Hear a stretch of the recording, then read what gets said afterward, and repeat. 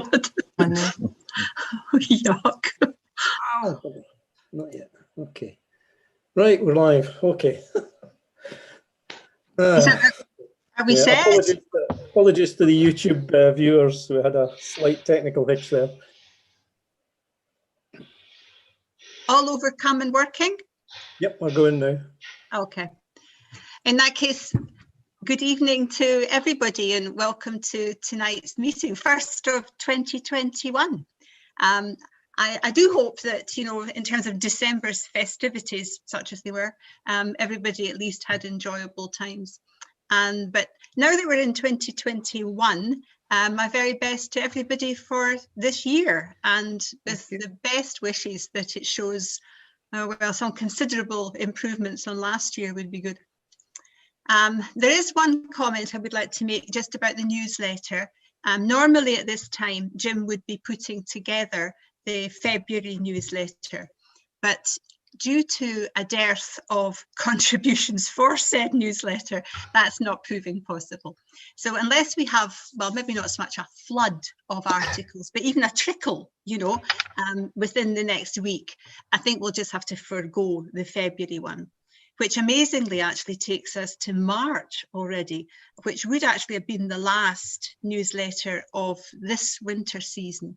So if anybody had any articles, any thoughts, contributions, send them along and we will put together something for the last of this season. Mind you, it used to be every few years we had a newsletter. I know. For those old farts amongst us who remember. Yeah. Well, we thought it would be nice to have something that kept in touch just during this rubbish time just now when we can't all meet up. But we'll just see how it goes over the next couple of months. And we could maybe think about having something that just keeps a bit of contact less often over the summer. June, can I say something? Surely. Right. I would like to thank all the contributors that have contributed so far, and particularly those that have conscientious. Hello? Still there.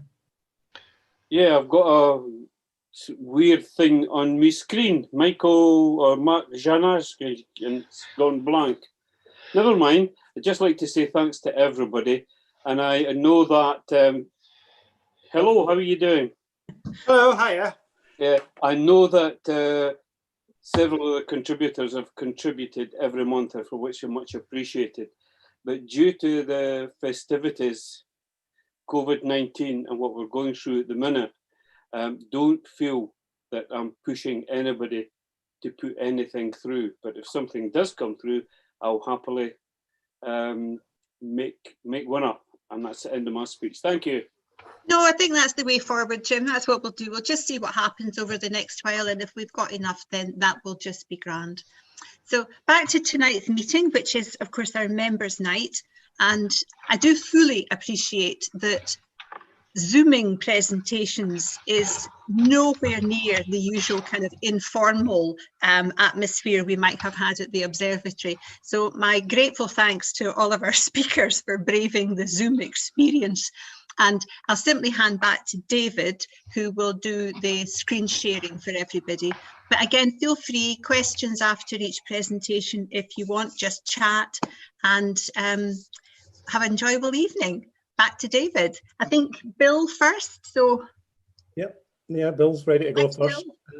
I'll just share Bill's screen. Can I just ask if everybody could mute themselves while Bill's speaking, unless there's something they really, really need to say.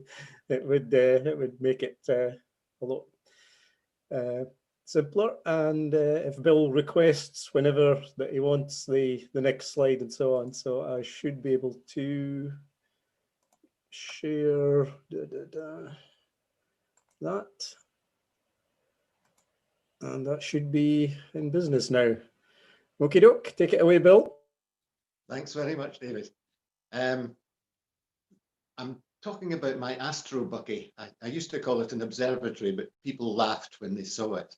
It's a tiny little 6-inch cube in my back garden, painted black on the inside, and I can stand there and not be bothered by stray light. So can we go to the next slide, please, David?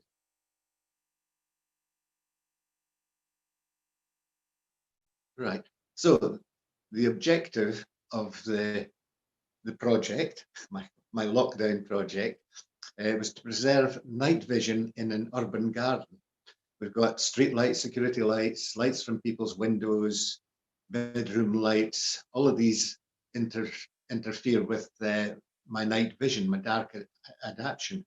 There's even fairy lights and son et lumière in some of the gardens and raucous laughter, but raucous laughter doesn't bother me too much. So dark adaptation, and certainly in my case, it takes about 20 minutes before it reaches as far as it'll go. And of course, just a flash of light for a fraction of a second, and you've got another 20 minutes to wait until it appears again. So that's quite irritating. Next slide, please. So the observing station, that's probably a better name for it than a bucky. 4 walls, painted black inside. Height of the rim of it is above my eye level. So it's made to measure for me. As somebody over 6 feet tall, you would see their head sticking out, but I'm fine at my 5'6".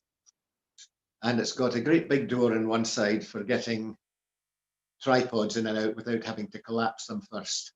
That was quite an important consideration. If it had a normal door, then I'd spend ages trying to squeeze things in through it. Next slide, please, David. There it is in all its glory, with my wife's pot plants round about it to make it look less ugly. So you can see it's painted green. That's to match the garage doors, but you can't see the garage, so you won't appreciate that. The inside, as I mentioned, is painted black, and so is the rim round the top. Now, a word or two about its construction. It's built on a frame. I made the frame out of 2-inch by 2-inch whitewood. I think I used about 60 meters of it. It's surprising how much wood goes into a wee shed. And then I used about 200 quid's worth, yes, 200 quid's worth of shiplap planking to clad it on the outside. So that's it. It all bolts together just with 8 bolts, and if you take them out, the 4 walls come apart and it can be moved somewhere else without too much difficulty. It sits on paving, pretty rustic looking paving, and it's held down by some sort of threaded tent pegs, just in case the wind comes along and blows it away. But it would take more than a hurricane to shift that thing. It's very, very heavy. Next slide, please. This is the construction of the shed. That's me and my daughter Amy, who's doing the work there, and I'm issuing the orders. That's the first 2 walls going up, and you can see the size of the hole for the door there. And you can see the annoying houses in the background where all the light comes from. Next slide, please, David. And there's me inside it, posing with a telescope. Having said that, I've only used the telescope a couple of times in it, and I'm usually much more comfortable with a pair of binoculars and a deck chair and a cup of coffee, which is very comfortable. It's actually very cozy, even on frosty nights, because there's no wind chill at all. You're protected from the wind, and I've been out there for an hour on a night of frost and not felt particularly cold. Next slide, please. Well, how well does it work? Well, it does the job.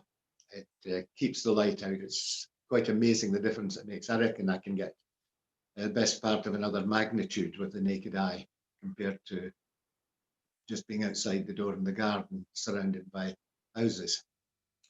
There's a trade-off between the height of the walls and how close you can point to the horizon. For me, certainly, it's not a big deal because you've got bad seeing and so on down near the horizon, and I'm never going to point a telescope at lower than 15 degrees altitude. It would be different if I was observing aurora, of course. I'd go on to low horizon then, but there are trees in the way anyway, so it's just a question that doesn't need to be answered in my case.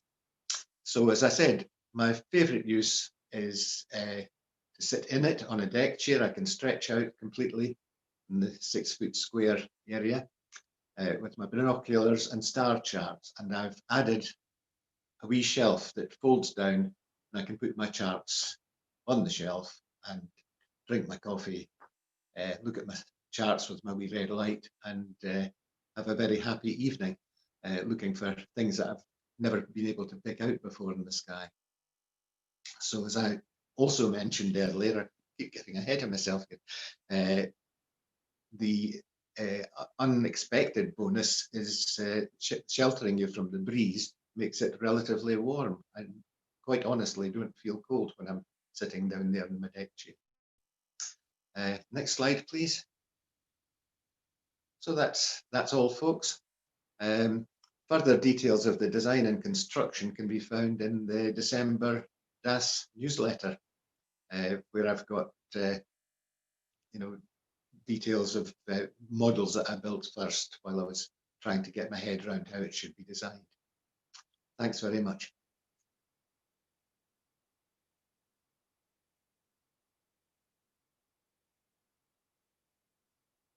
Oh, that's great. Thanks very much, Bill. Yeah. So we give a virtual round of applause. Proper round. Great idea, Bill. I could do one of these to keep the light out from the street lights. I think it'd be quite nice, but it's have to fold up somehow. Yours is far too heavy and big for my area. Oh. Can anybody hear me? yeah. Yes. Yeah.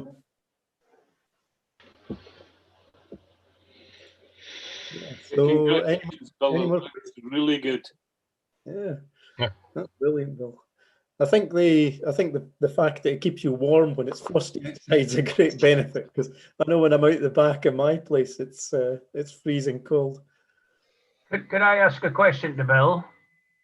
Yeah. Bill, you say you prefer to use binoculars. Could I ask what size of binoculars you generally use?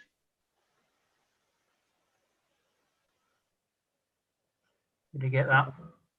I think Bill may have lost audio. Can you hear us, Bill? No. No, he's. I think he may have. No, okay. He's waving his arms around. I think he's trying to get something working, but it doesn't look like. He's finally lost the plot. I think he's lost connection for his audio. So, Yeah, I've got it back now. Right. I've got a wee speaker here plugged in to get better quality sound, and its battery just went flat. So okay, fire speaker away again. So it's Bill, I was asking, you prefer to use binoculars, or you like using binoculars. What size of binoculars you generally use? Oh, well, I've got rather a lot of different sizes. I'm kind of a binocular addict. The one I use most is 10 by 30 image stabilized binoculars that Canon make. It's really quite amazing how stabilization of the image makes it so much easier to see things. Like I can see the Galilean moons of Jupiter without any trouble when I press the stabilize button. It's the same mechanism as they have inside Canon DSLRs for stabilizing the image there, so that shaking doesn't affect things. But I've also got 10 by 50s, 7 by 35s, and I've got a pair of these Galilean ones, the wide field ones that you can look at a whole constellation with. So I'm surrounded by goodies when I'm sitting. The Galilean, those ones that look like X-ray specs. That's right. Yes, I'm very short barrels. Yeah, I look you can like sort of put them onto your ears. Yeah, I'm like a minion when I'm using it. You know. Yeah. When you're getting older, you can use the 10 times ones more effectively, because the 7 times give you a larger exit aperture, but you can't make use of that with an old eye because the pupil doesn't dilate far enough. Yeah. So when you get old and clapped out and you've had 2 cataract operations, go with the times 10, because you'll get the improved advantage that you'll get a darker background on the sky as well. Yeah. Ed, I was just going to say something for Ed. If you're worried about holding binoculars, you can always get yourself a photographic tripod and just put your binoculars on a tripod. And that makes using binoculars very comfortable. You can even sit down doing that or stand up, and you don't get your arms getting very sore.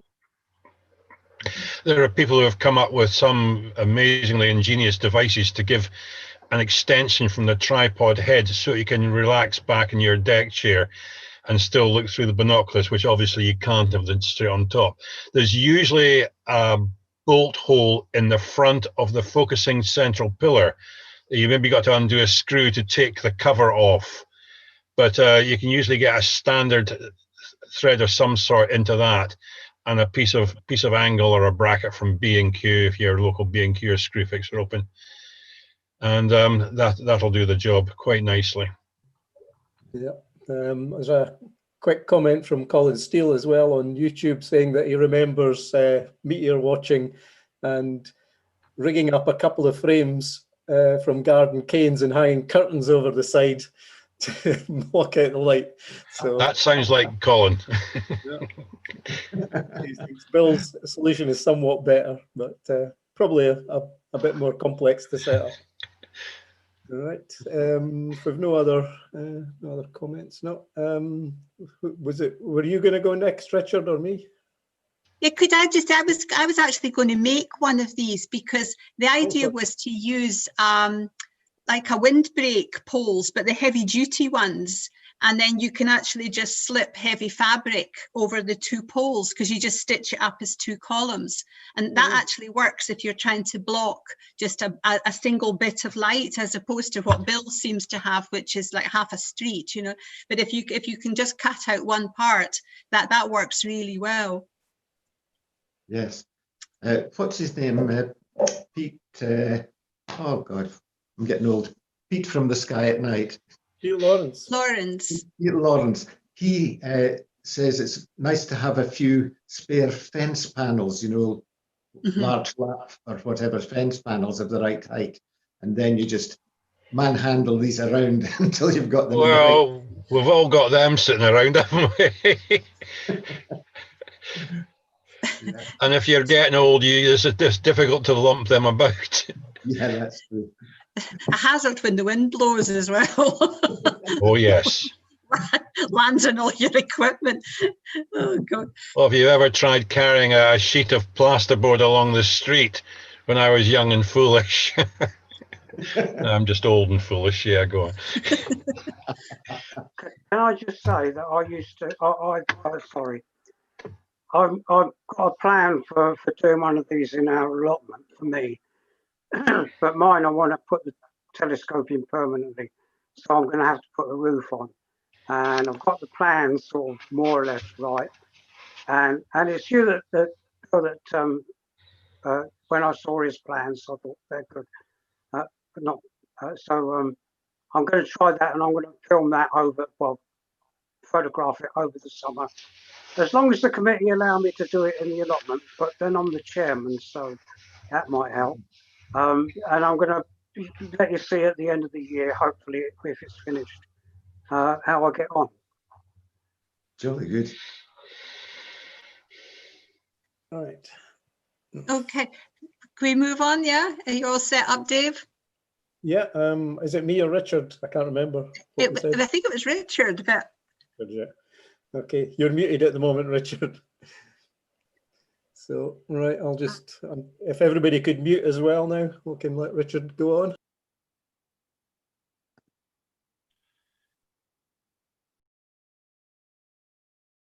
Okay, can everybody see that? Yeah? Okay. I decided I would Can you say see it, something Richard? Can you turn your volume up a bit, please? Your audio up. audio up. Okay. How do you do that?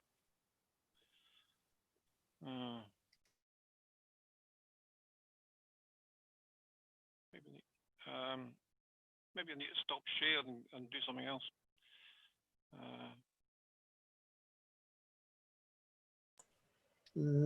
Don't think there's any. I don't know if there's- I can hear you, Richard, but it's a bit soft. It doesn't, Yeah. but I can still hear. Is that okay? Yep, that's fine. It'll do. I decided I would say something about atmospheric seeing because it always seems pretty poor. And obviously, anything we do tends to be through the atmosphere, and we tend to have to look through the atmosphere to see anything we want to look at. Oh, it's not working. Okay.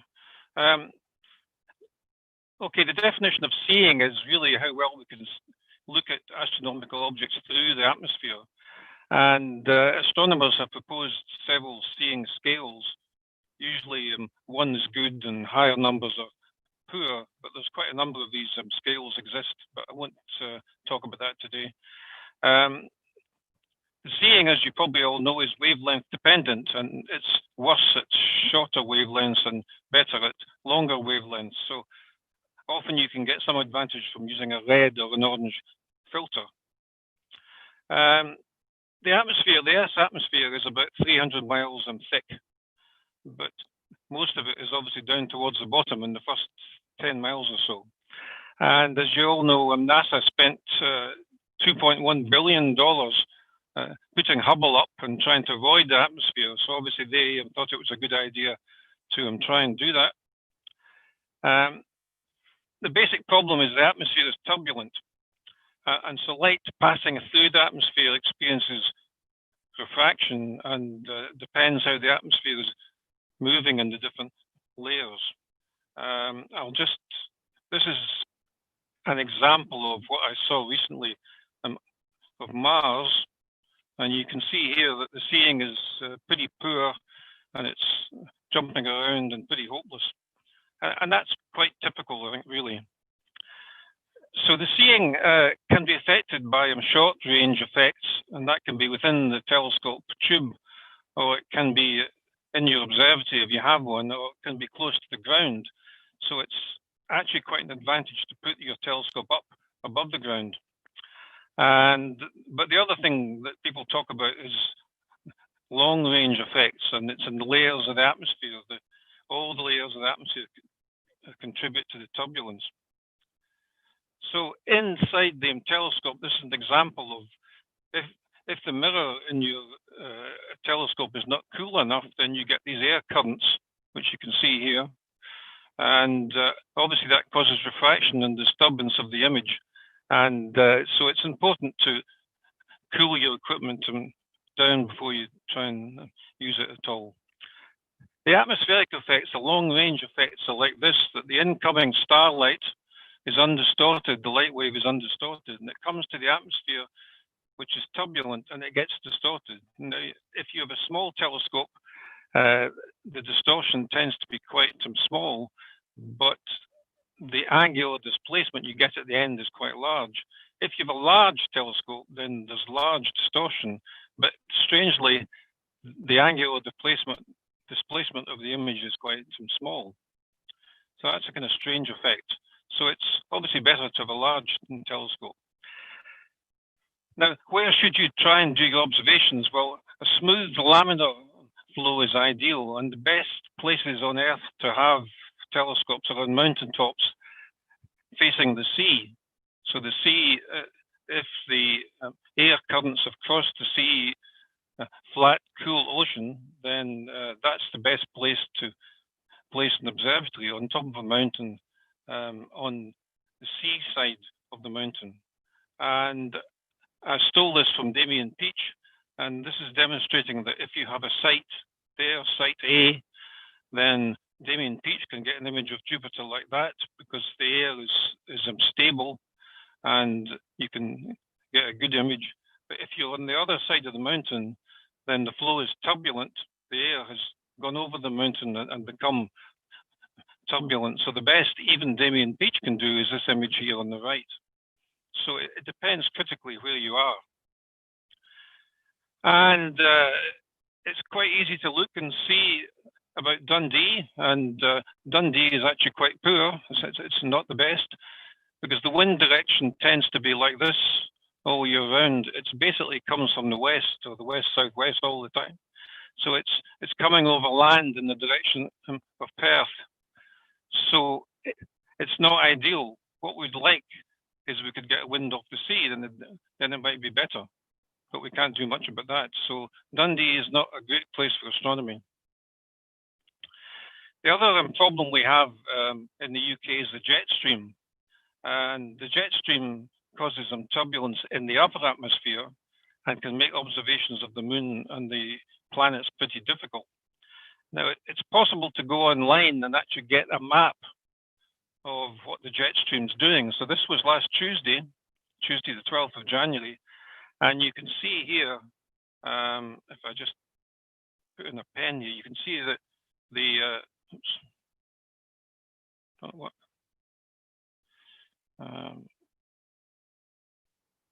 You can see that the UK is here, and the jet stream is turning directly over the UK and causing lots of problems on Tuesday. So if you wanted to get some good images, then you would go to Iceland, for example, here, or you go to Spain.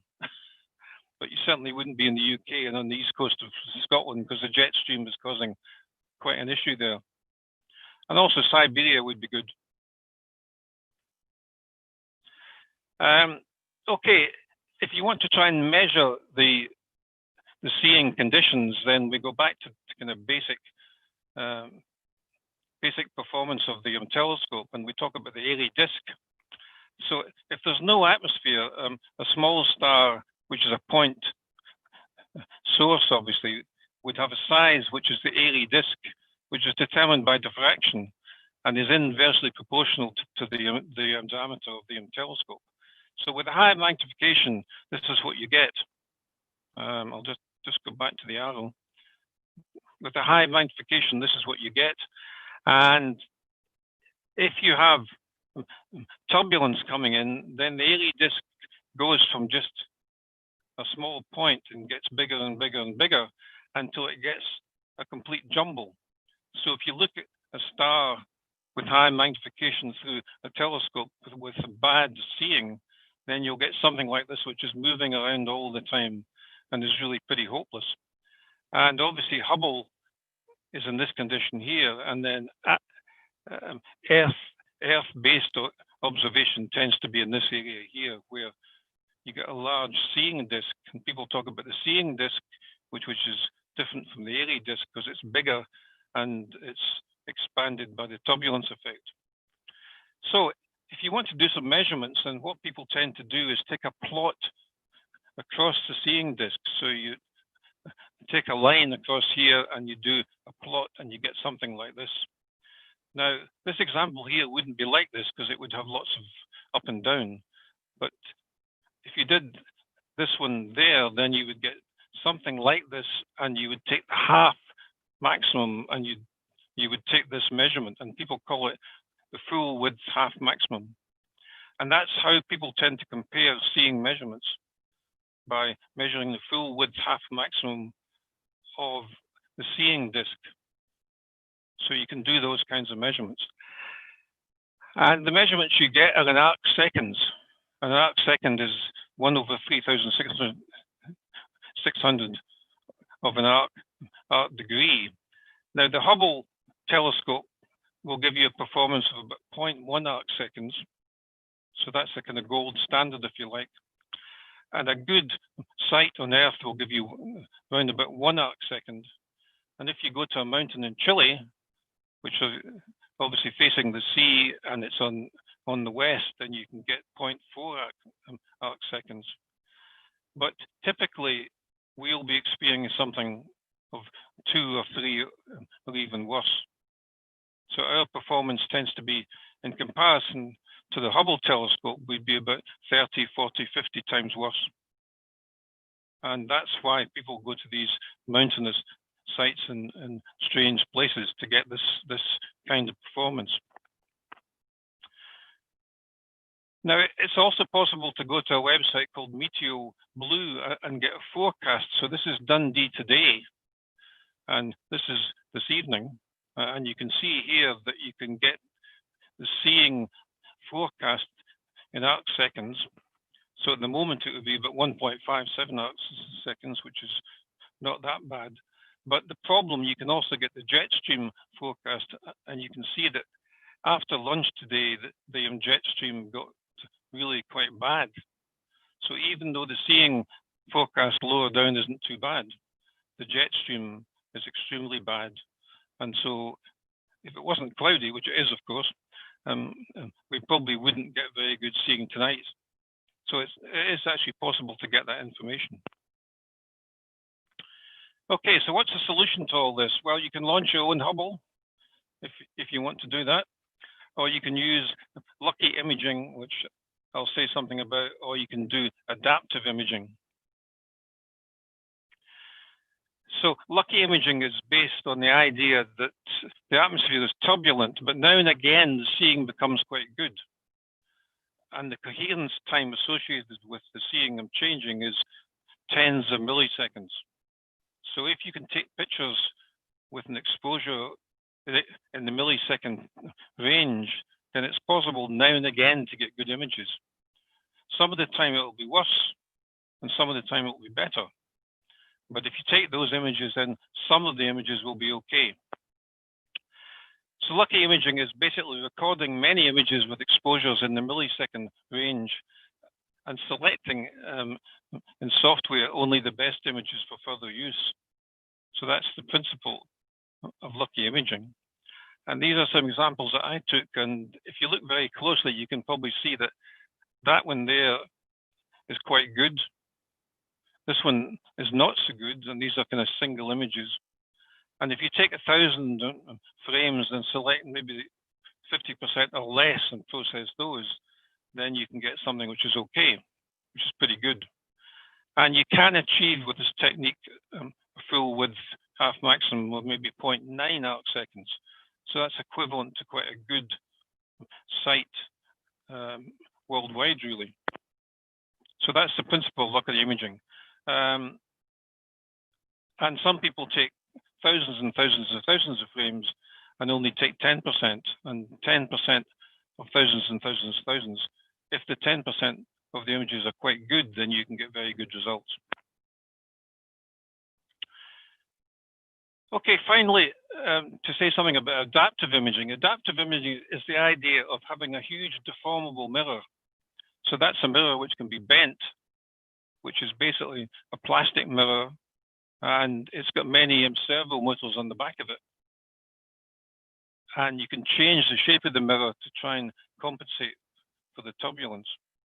So if you use a laser or multiple lasers to measure the atmospheric turbulence, then you can automatically adjust the mirror to correct for the distortion of the wavefront. So this is a kind of schematic of what's happening. You've got an image which is distorted by turbulence. You've got distorted wavefront here. You've got a mirror that you can change the shape of, and you've got a control system which controls that. So you measure the shape of the waveform of this system here, you correct it, and then the camera gives you a corrected image at the end of the day. So that's quite a complicated system, but it does give you extremely good results. So this is an example of Neptune, obviously not from me. And if you use adaptive optics on the telescope, you can get this result. If you don't have adaptive optics, that's what you get. So it's a very effective way of doing it. But it's seriously expensive. And it's only really professional observatories can do that. It can improve the resolution hugely, and you can get down to full width half maximum of 0.07, less than 0.07. And remember, Hubble was 0.1. So it's approaching the performance of Hubble.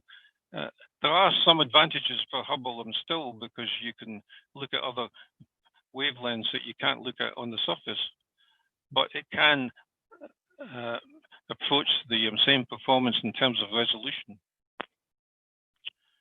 So, in conclusion, if you win the lottery, and if you move to Chile, and if you buy adaptive optics, then you can get fantastic images. But otherwise, you just have to keep struggling with the seeing we've got.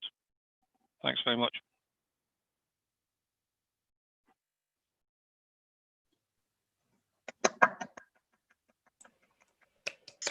Struggling finding my mute buttons. Thanks, very much. Richard. That was really great. Any comments or questions? Can I ask one? Yeah. It's not specifically directed at that from the talk. It's to everybody. I wonder if anybody has used something called an apodizing screen. A lot of blank faces. No, not knowingly. It sounds like an antiseptic. Not cream, Mike. Screen. No, it's something that I know a lot of older visual observers use in poor weather or poor seeing. So it's apposite to the conversation. It's of meshes like curtain mesh or very fine wire mesh that's laid across the front aperture of larger aperture telescopes with increasing density from inwards out, so that the outer section has much more density of the mesh than the inner section. And the theory behind it is that when you showed that excellent picture of the airy disk, it's through diffraction effects supposed to rob the energy from the outer rings of the airy disk, leaving the inner ring unaffected. So it apparently produces a sharper visual image. You lower the contrast, but you raise the focal quality, if you like, in poor seeing conditions. And now there are people who swear by them. I've never used one. I've always wondered whether they'd actually be useful for imaging in poor seeing conditions, or whether it was maybe an eye effect. So I just wondered if anybody had ever used one, but it looks like nobody's ever heard of one. So I'll shut up now. No.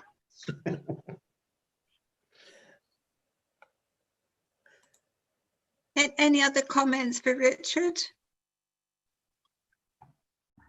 Yeah, could I ask, the Metal Blue forecasting website is easy to find, is it? Yeah. You just Google it. Okay. Just Google it, comes up. Another one that does something similar is called metcheck.com, METCHECK, metcheck.com. That, you just web search for that. That also has a hobbies drop down, and one of the hobbies drop down is astronomy, and you can then put in your locational postcode and it gives you an astronomy seeing forecast, very similar to what was it, Meteo Blue. Meteo Blue, yeah. Yeah, same sort of thing. Great. I was wondering how big the mountain has to be to get Damien Peach's beautiful image of Jupiter to change so dramatically. Does being at the bottom of the SID laws count, for example? Well, I suspect it probably does. I mean, I suspect any mountain that the airflow goes over it is going to be turbulent on the other side. But I mean, obviously Damien Peach produces images which, nobody quite believes in some ways, His are more vulnerable to effect than mine might be, Yeah. I think Damien has his own private Hubble up there, some of the pictures that he produces. He does tend to go to Barbados quite a lot as well. Yeah, he does, that's right, yeah. This turbulence affecting the lee of a mountain is infamously bad in the west coast of America. They've got there's a program on a few nights ago about an appalling quantity of aircraft that drop out of the sky for apparently no reason until they sussed it, and it's simply the downdraft exceeds their rise ability and they simply fly into the ground. Oh. Nothing to do with astronomy, but the same phenomenon. You got a smooth flow coming off the Pacific. hits the Rockies, up it goes, and then it literally falls over the other side. And you get all sorts of effect, fogs, turbulent downdraft, and all sorts of things. Yeah, Mike, if you fly a paraglider, you know about that. Yeah. Get downwind of the oncoming wind is very turbulent. It can be very nasty. On the other side, it's quite smooth. I don't think I can do too much about the SID laws, but I could sort of go around the other side of the house or something. You know? Yeah. Anybody else got any comments for Richard? No, there's nothing on the YouTube chat either. Okay. Well, that takes us on to David. Okay. Who I think was going to be talking about non-driven imaging. Yep. I shall fire it up.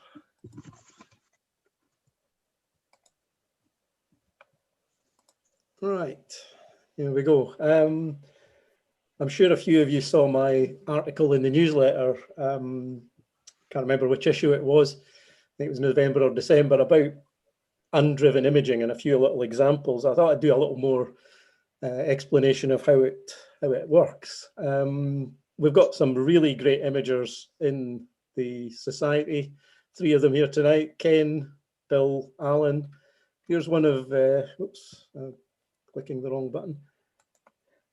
Here's one of Bill's images, Ken's images, sorry, from the beginning of the year, which is M43, and quite an amazing image. And that's composed of 50 frames of just over a minute each. And take the images and stack them together, as we've seen from Alan Clitheroe's brilliant tutorial that he gave back in January 2018. Of course, if you go out with your camera and just open the lens, open the shutter for a few seconds, what you get is star trails. Because they are spinning, the sky looks like it's going around in the other direction, and what you need to do to compensate for that, actually you can do something nice with star trails if you point your camera to the north. You get these lovely effects. But what you need is something like one of these driven mounts that you can pop your camera on, or a small telescope. Unfortunately, with the pandemic, there was a huge flurry of people taking up new hobbies, including astronomy. And I think as June found to her cost by ordering too late, there was nothing coming into the country. Everything was bought out of every shop and online store. So is this also not due to the fact that nobody's spending their money on anything else at what these things cost? Yeah, often. Well, not that expensive in the bigger picture, but yeah. So when I was trying to find one, I actually came across a YouTube channel of a guy who showed that it was possible to do astro imaging without any of this fancy kit. And what you need is basically a digital SLR, a choice of lenses. I think some bridge cameras and smaller cameras that are able to adjust things like exposure times and ISO could be used as well. You need a good sturdy tripod, because you want to be sitting there for quite a while and don't want anything moving. And another handy device, you can either use a manual remote control or one of these things here, which is called an intervalometer. It's a very simple little timer. You can set how many frames you want to take, how long you want each frame exposed for, and then you just press the go button and it shoots off as many frames as you need. And they only cost about £15, so not too difficult to come by. So once you've got your equipment, you need to make a few adjustments to your camera settings from your usual photographing landscapes and pets and things. You want to go to manual focus, because you want to be able to focus right out to infinity. And you want to go into raw image mode, because normally cameras are taking pictures in JPEG, compressing them down to JPEG mode, JPEG format. But JPEGs, although they're much smaller, contain lots of processing artifacts that you don't want in your image when you're trying to combine them together. You want to switch off image stabilization, which is quite a common feature of a lot of DSLRs. And make sure you got plenty of space in your memory card. I've made that mistake one night by not clearing it before I started. A JPEG image will take about 4 megabytes. A raw image for the same thing will be about 24 megabytes. So you get far, far fewer images on your memory card. So plenty space. Need to change the ISO to make it as sensitive as possible. ISO is a measure of how sensitive the imaging is. It comes from the days of film cameras when we had 35mm or other formats. And the higher the ISO number, the more sensitive the film is, or the imaging sensor is. Unfortunately, as you increase the ISO, you get more noise as well. It used to be grain in the film. It was the size of the grains in the film. You could just turn your camera up to the highest ISO that it'll be able to give you and see what you get. But I'll write this up and stick it on the website, a handy website that will, for every camera, they've tested hundreds and hundreds of cameras and measured all sorts of parameters. And one thing that they measured is the noise versus ISO. And for my camera, which is a Sony A65, I can get up to about 3200 with a good quality. But if I go beyond that to 6400 or beyond, I'm going to start getting a lot more noise for the same amount of resulting imaging. So I'll use 3200 as my maximum. The other thing you want to adjust for is exposure time, because you, as I said, you want a sharp image. You want in as much light as possible, but if you leave the shutter open too long, then you're going to get star trails. So how do you get the exposure time? One way is just by experiment. If you start off with a longish exposure, maybe 10 seconds, you'll see that you're getting star trails.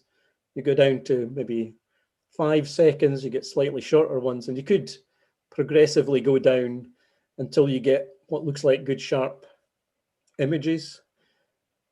There's a handy thing called the 500 rule, which again comes from the days of film camera. It doesn't work perfectly for DSLRs, but it's close enough.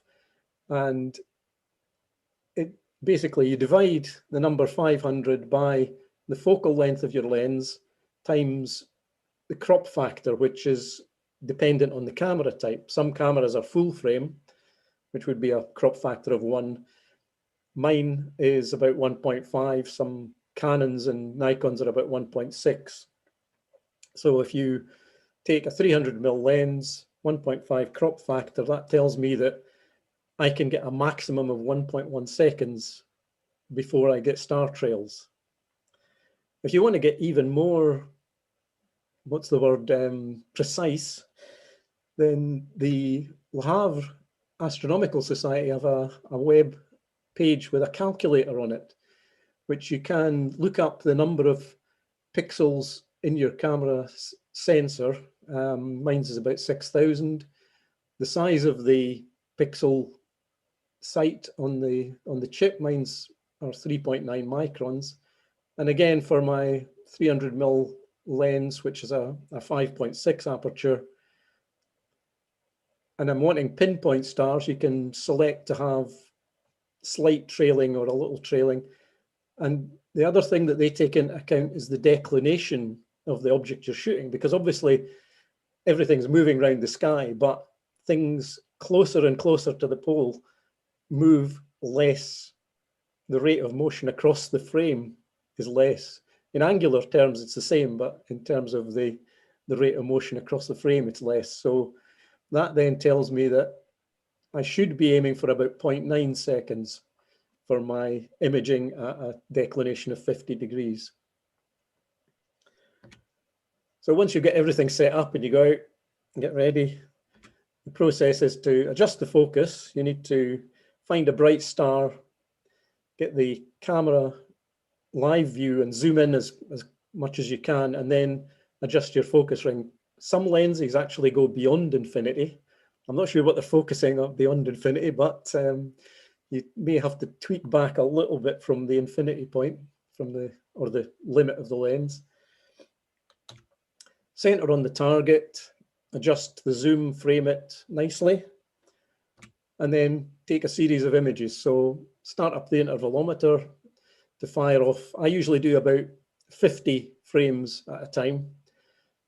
And then once I've done 50, maybe 60 frames, have a look and see how far the target's drifted across the frame, because it will, in that minute and a half, 2 minutes that it takes to do your 50, 60 images, have drifted a little bit, or quite a lot in some cases. And then you repeat, go round and round and round, maybe take 300, 400, 500, however many frames you want. And then we get, after we've done all the imaging, take some calibration frames, as they're known.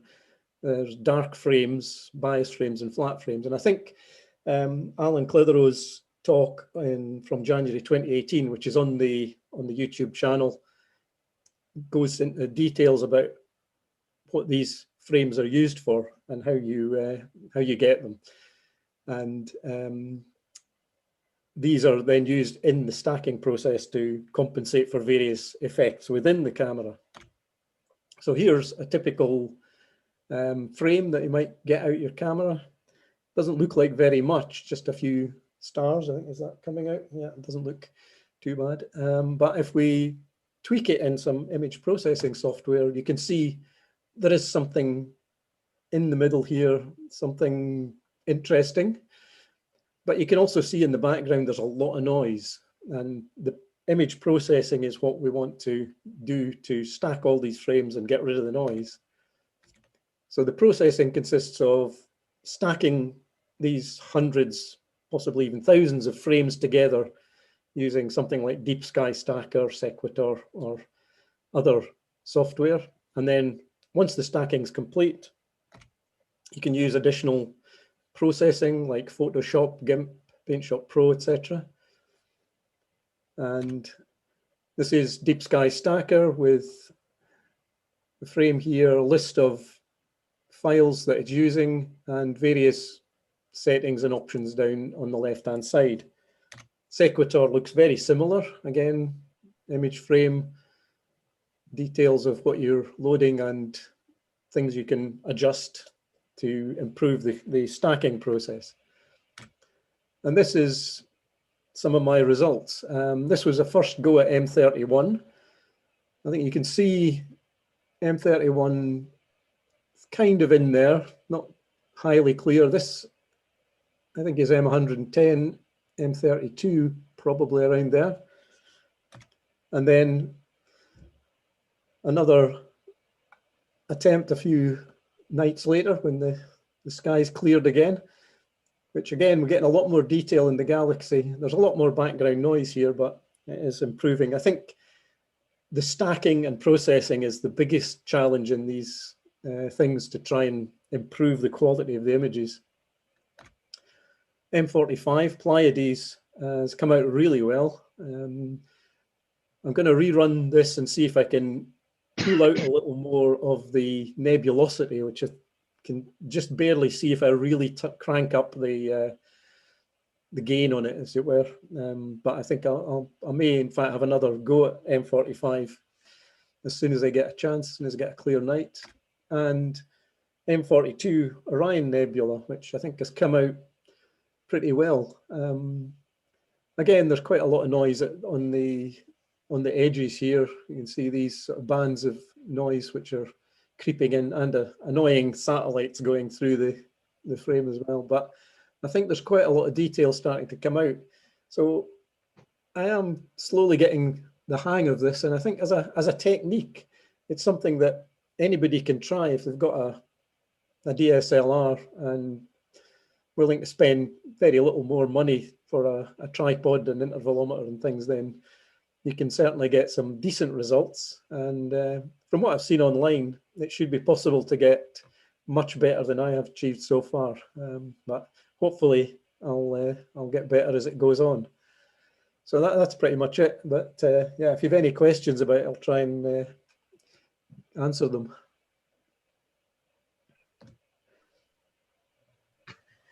That's great. Thanks, David. I had a go at this. I think it's really fun to do. It's really interesting stuff, and I think yours has come on really well. Much better than mine turned out, I would have to say. Any other questions for David? Can I ask one, please? Yeah, carry on. Yep.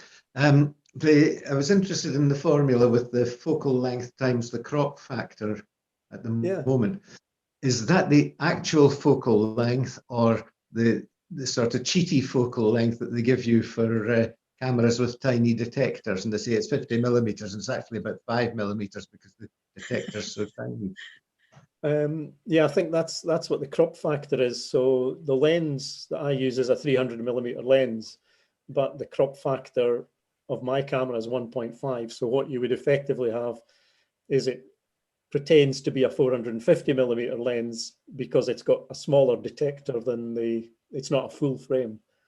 So you get that 1.5 times, which means you get a shorter exposure. You can't, I think if it was 300 mils, then 500 over 300 would be a bit longer. I'd probably get like about 1.5 seconds or something.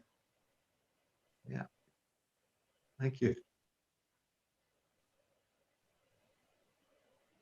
I think Tony's wanting to ask a question. Tony, where are you?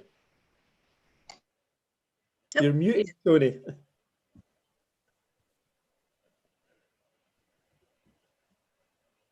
Yeah, sorry. Can I ask? You talked about turning the image stabilization off. Can I ask why and what difference is by doing this? It's really like turning off your autofocus. You don't want the camera to start doing anything that if it thinks that the star is moving through the frame, it may try and engage image stabilization. So you want to switch off as many of these automated magic things as possible. Otherwise, they may interfere with the imaging. So you go for basic.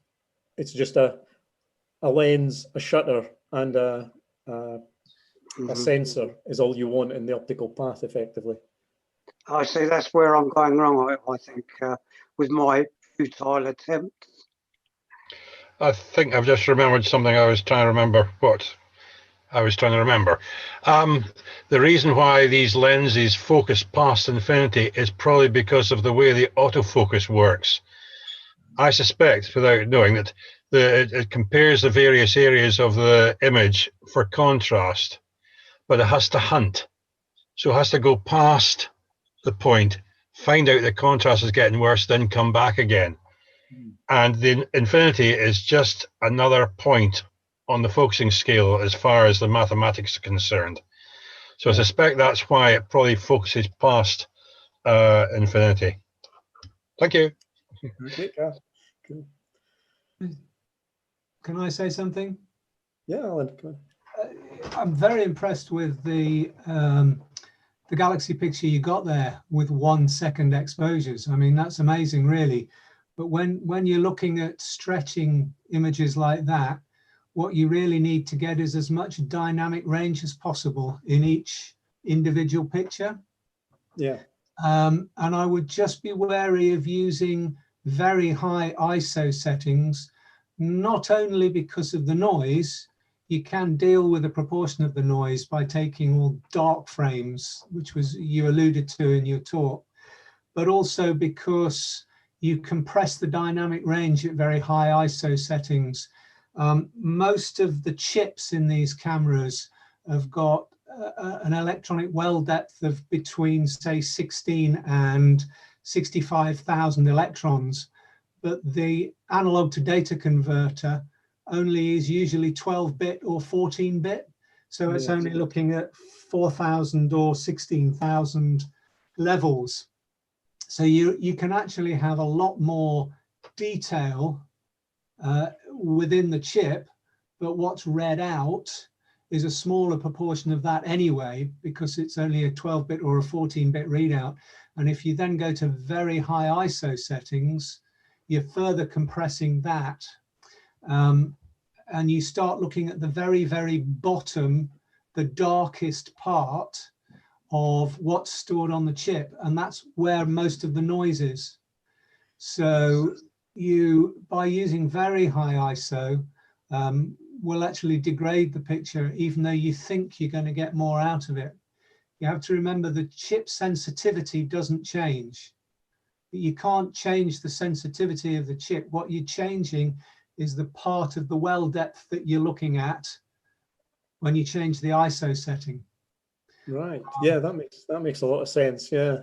If cameras So had 16-bit output, which is 65,000 electrons in the well, you wouldn't need an ISO switch, because you get the full dynamic range. Yeah. Most of the cameras that you would be using, there's a sweet spot, and it kind of depends on the well depth and the size of the pixels, but it's somewhere between about 800 ISO and about 6400 ISO. And as you say, it depends very much on your cameras. And that website was very good to see where you start to fall off the noise cliff, where things get very bad, at about 3200 for that particular camera. It's not only for 1 second exposures, it could be for 10-minute exposures. So for instance, my particular camera, I use ISO 1600 because there's no advantage in using more than that. You just get more noise. Yeah, I checked my Canon, and it was really after 1600, there was no point in going any higher. Alan, can I ask Alan a question about the image processing software? So the A to D converter in the camera is only giving us 12 bits or 14 bits at the most. So is the image processing software just assuming it was originally 16-bit, because we always talk, it always seems to talk about 16-bit files when you import your raw files into processing software. Sorry, Phil, go on. Yeah, or is there something else going on? Is there a pseudo conversion back up to 16-bit to make image processing software work correctly? There is most definitely something else going on. If you think about planetary imaging to start with, what comes off the chip of the little planetary cameras is always 8-bit, 256 shapes. But what you get out of one of the stacking softwares, Registax or AutoStack, is 16-bit.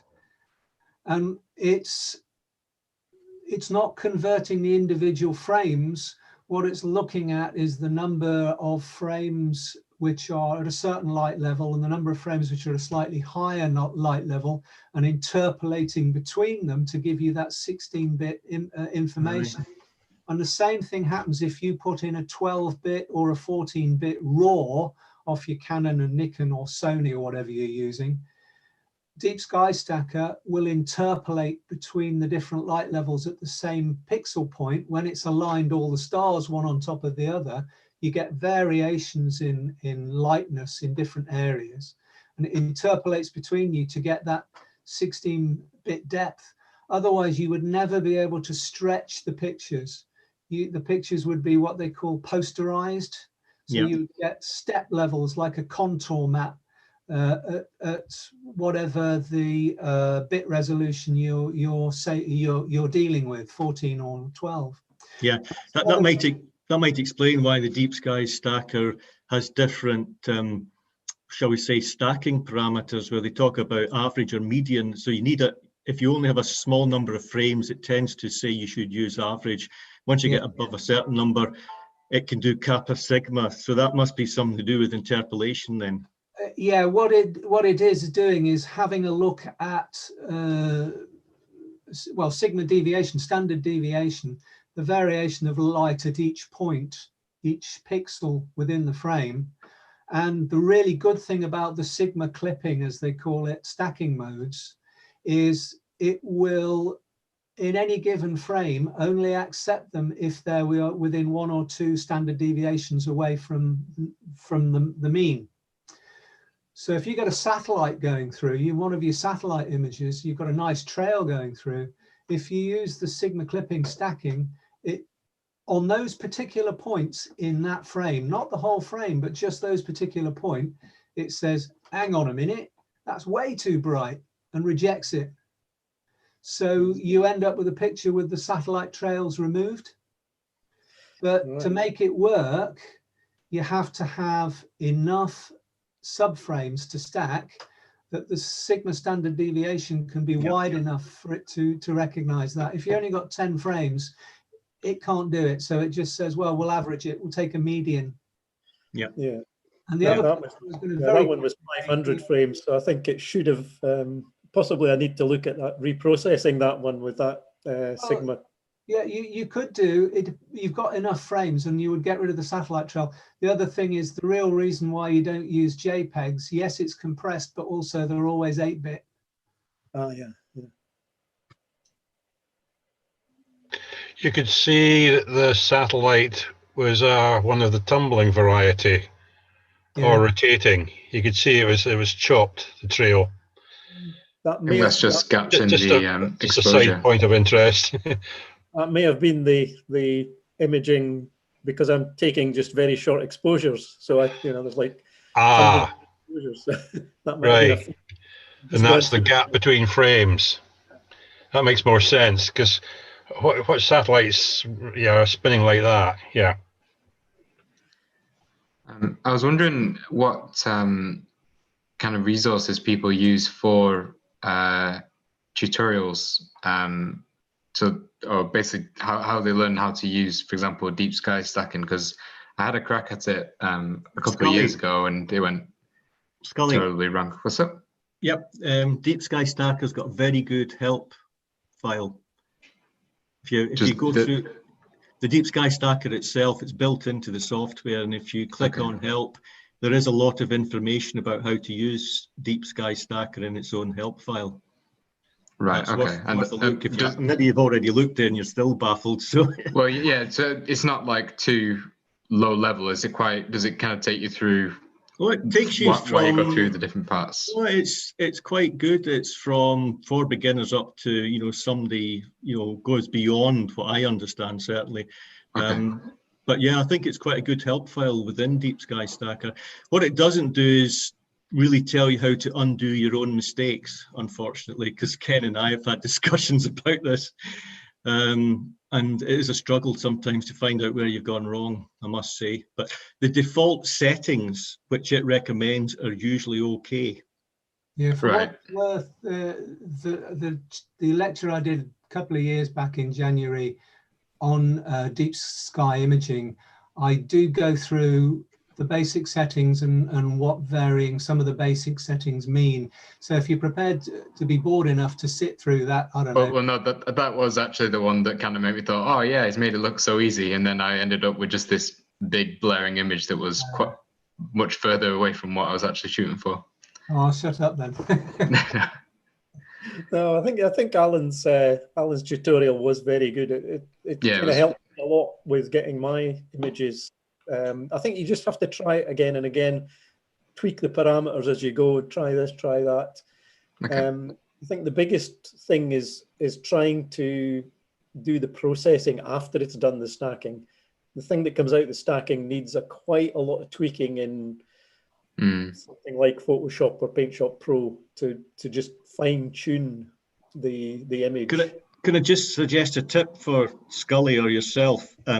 What you can do when you have got the completed image with Deep Sky Stacker, it usually looks quite dark, right? And if depending how you set it up, it'll probably be saved as a TIFF.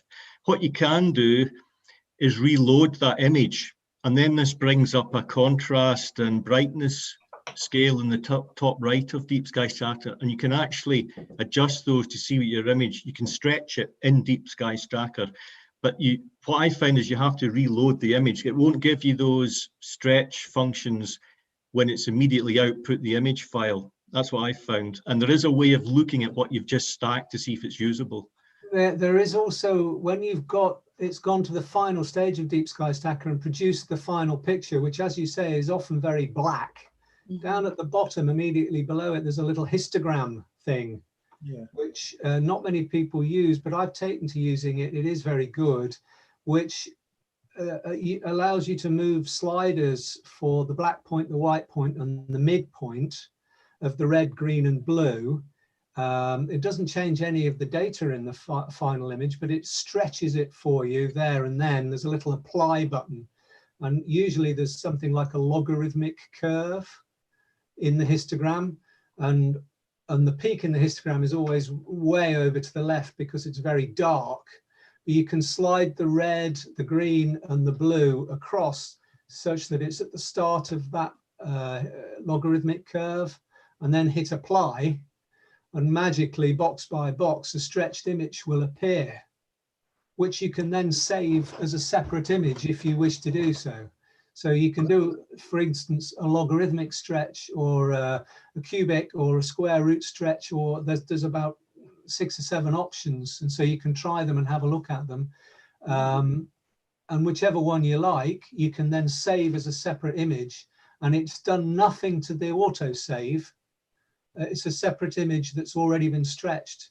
So you can take that into the GIMP or Photoshop or what have you and look at that. And sometimes that produces really good results. Ah, cool. I'll have a look at that. I try to start off just following tutorials with these online, but the first steps, I could see what was happening and I could try that with my non-driven stuff. But when we got to the masks, I got in the most awful guddle, and I couldn't remember which one was going up and whether I had the foreground or the background. And one of the problems is that trying to follow these online is I can't see clearly what somebody else is doing. I think you would actually have to sit down with somebody as a beginner to get yourself moving with these. I found it was GIMP I was using, and it was really quite hard to follow it online. Masks are very complicated things unless you use them regularly. And to be honest, you've seen my pictures. I never use masks. Oh, well, I'm delighted to hear that, because I got in the most frightful mess, I can't tell you. And what used to be there was starting to get worse, you know, and you think, oh God. So that was just awful. But I just followed exactly what the tutorials told me in a sort of, you know, dogged fashion, and got so far, and then so I'll leave these out next time. That's grand. Thank you, Alan. Yeah, the other problem is that GIMP is an incredibly powerful program, but it has the worst user interface I have ever seen. It's really not intuitive as a beginner. It really is not. But you know, there you go. It was the only one I had, so I just used it. But there's another bit of software you can get a trial and try it before you buy. It's been reviewed in Astronomy Now magazine. It's called Affinity Photo. It's similar power to GIMP and Photoshop, but it does have quite a lot of its own inbuilt tutorials. You don't have to buy it. You can simply go to the Affinity Photo website and you can get a 10-day trial. And you can use that 10 days to decide whether you want to buy it or not, or whether the tutorials have taught you enough on how to use it. And it has been reviewed extensively in Astronomy Now magazine by Nick Ziminek. He did a 10 series instruction on it, you know, 10 months of magazine instructions. So he was quite impressed with it. But you certainly don't have to buy it. You can try it before you buy. And the good thing about it is it's quite cheap. If you do want to buy it, it's £48. And it's a one-off purchase, unlike things like Photoshop, which are now subscription. Yeah. I've it's Jim here. I've just downloaded GIMP, not GIMP, but Affinity Serif. I've got about eight days to go, and it's quite complicated the way it works, but it seems to work intuitively, and I'm certainly going to buy it this weekend. It's absolutely superb. Well, that's well worth looking at, actually. That'd be great. June, I'll send you the link to download it, and go right to the bottom and click on the free trial. Thanks, Jim. Yeah. Now, any other questions for David or comments just now? Nope. Well, we can move on to Scully's talk next. I don't have a title for it. Sorry, Scully. No worries. I think it's just N bodies. Okay.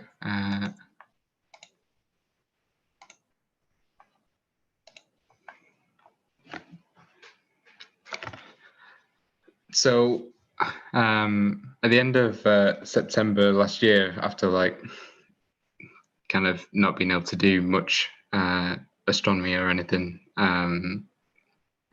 during the pandemic, I started thinking about Newton's law of gravitation, and thinking about that basically he kind of used to describe the motions of the planets around the sun.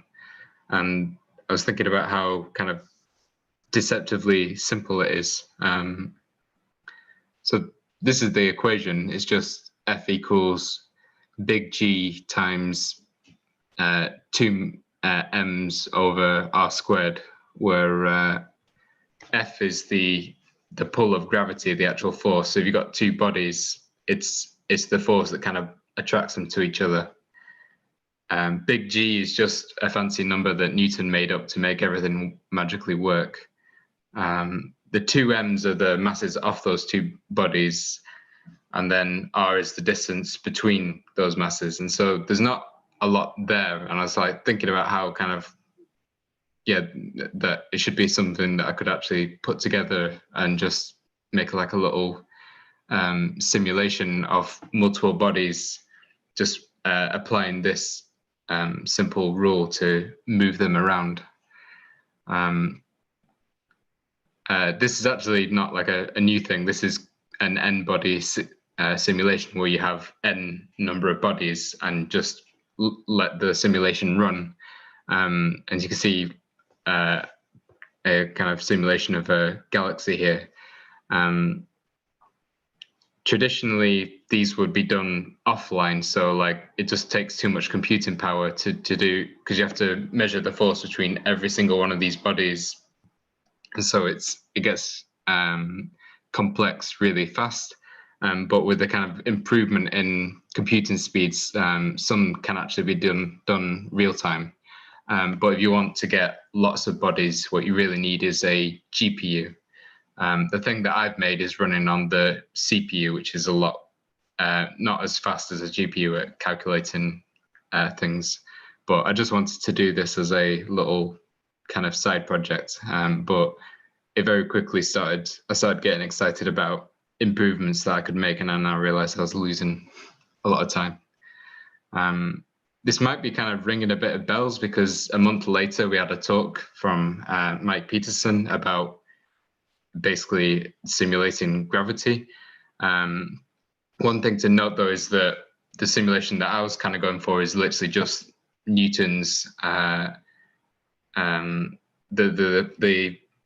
formula that Newton came up with, but that's a big approximation based on his kind of observations of the solar system. But if you want to do a more accurate simulation, then you certainly won't go about it the way that I have, where I've used a game engine, and you also want to take into account other forces, because this is literally just gravity pulling it together. But as we learned from that talk, there's plenty of other things like the temperature of the bodies or gas, and like how the fluids move, and things like dark energy. And then we seem to be quite surprisingly simulation heavy, because the talk before that was also talking about modeling the birth of stars, where that similarly obviously had gravity was a big part of how they come about, but they also have to take into account things like ionization and magnetism. So there's a lot that you can put into a simulation, but obviously the more you add, the more complex it gets, the less likely it is that you can just make a fun little toy to play with. So like I mentioned, I decided I wanted to just use a game engine's physics engine. So a game engine is just a tool that you can use to make a video game. And you can there are quite a few popular ones, and the one that I use is called Unity. And it has a physics engine where you can basically take a body, attach physics to it, and then suddenly you can interact with it physically. And it does what's called rigid body physics. So you can have soft body physics, which is like squishy things, but that's quite complex to work out. And obviously in a game, you want things to be real time. But what you can do is rigid body, where the shape of the body doesn't change, and it's a lot easier to calculate the physics off that. And they follow essentially Newton's 3 laws of motion. So if your physics body isn't moving, then it won't move, or if it's moving, then it'll keep moving in that direction unless something else acts on it. The second law, F equals ma. You create a force is the mass times acceleration, or to turn it around, how much a body accelerates depends on the force that's being applied and how much mass it's got. And then for every action, there's an opposite and equal reaction. So if you push on a table, it will push you back. So just to kind of show, give an example of the physics happening in the game engine, you can see here that I've got 2 bodies, one that doesn't have any velocity, so it's not moving, and another that does have velocity, so it just keeps moving because there's no external forces acting on it. If I take 2 different bodies and attach, for example, like a rocket to them, if that rocket applies the same force to both of the masses, you can see that the one with less mass is accelerating quicker than the heavier, sluggish one. And then just to kind of show the kind of reaction, you can kind of have collisions very easily. I just literally attach rigid bodies to the ground and the ball, and then turn on gravity, and then this ball will fall, and then it will hit the table, which will apply an equal force that will push it back up, and then it'll just keep going like that. This obviously doesn't model losing energy to sound or heat or anything, so it's just going to keep bouncing happily along. And so I think, so now we have a physics engine, I can just take 2 bodies and just apply that Newton's force and just see what happens. It's not very exciting. So to make it a bit more exciting, because these are just starting with no velocity, so they just start accelerating towards each other, and then that's the end of that simulation. So if I instead apply velocity to one of them at a perpendicular angle to them facing each other, then what you can end up with is this kind of orbit, which was quite cool to see. And you can also see that it looks like only one of them is orbiting and then the other one's stationary. But if we change our perspective to the other body, suddenly it looks like that body is stationary whilst the other one is orbiting, which is a kind of interesting artifact of changing your frame of reference. And then you can, so that's 2 bodies, and then I can increase it to 3 bodies. And anyone who's kind of familiar with the n-body problem probably can spot something that's going on here. So we've got these 3 bodies, and 2 of them are quite nicely rotating around, but they are very purposely placed with equal mass on exact opposite sides to each other, going the same velocity as each other, which means that they sort of cancel out, because the 3-body problem is that when you're calculating 2 bodies, they have very satisfying orbits, but as soon as you introduce a 3rd body, in almost all cases, that orbit just becomes chaotic. So I've got a video here of 3 bodies, what can kind of happen. And you can see that at the very start, it just goes crazy and one of the bodies gets launched out. I don't know what goes on there. But this is a video from a Twitter bot, where someone's got a robot that is just creating random initial conditions, and then just kind of lets the simulation run and kind of see what crazy orbits you can come out with. I'll put a link to where that Twitter is. Yeah, that's here. There's some other links that I put as well for like if you want to have a play around with something kind of similar. There's a few of these. There's also some videos of the more interesting N-body when you get to like the scale of a galaxy is always really fun to watch.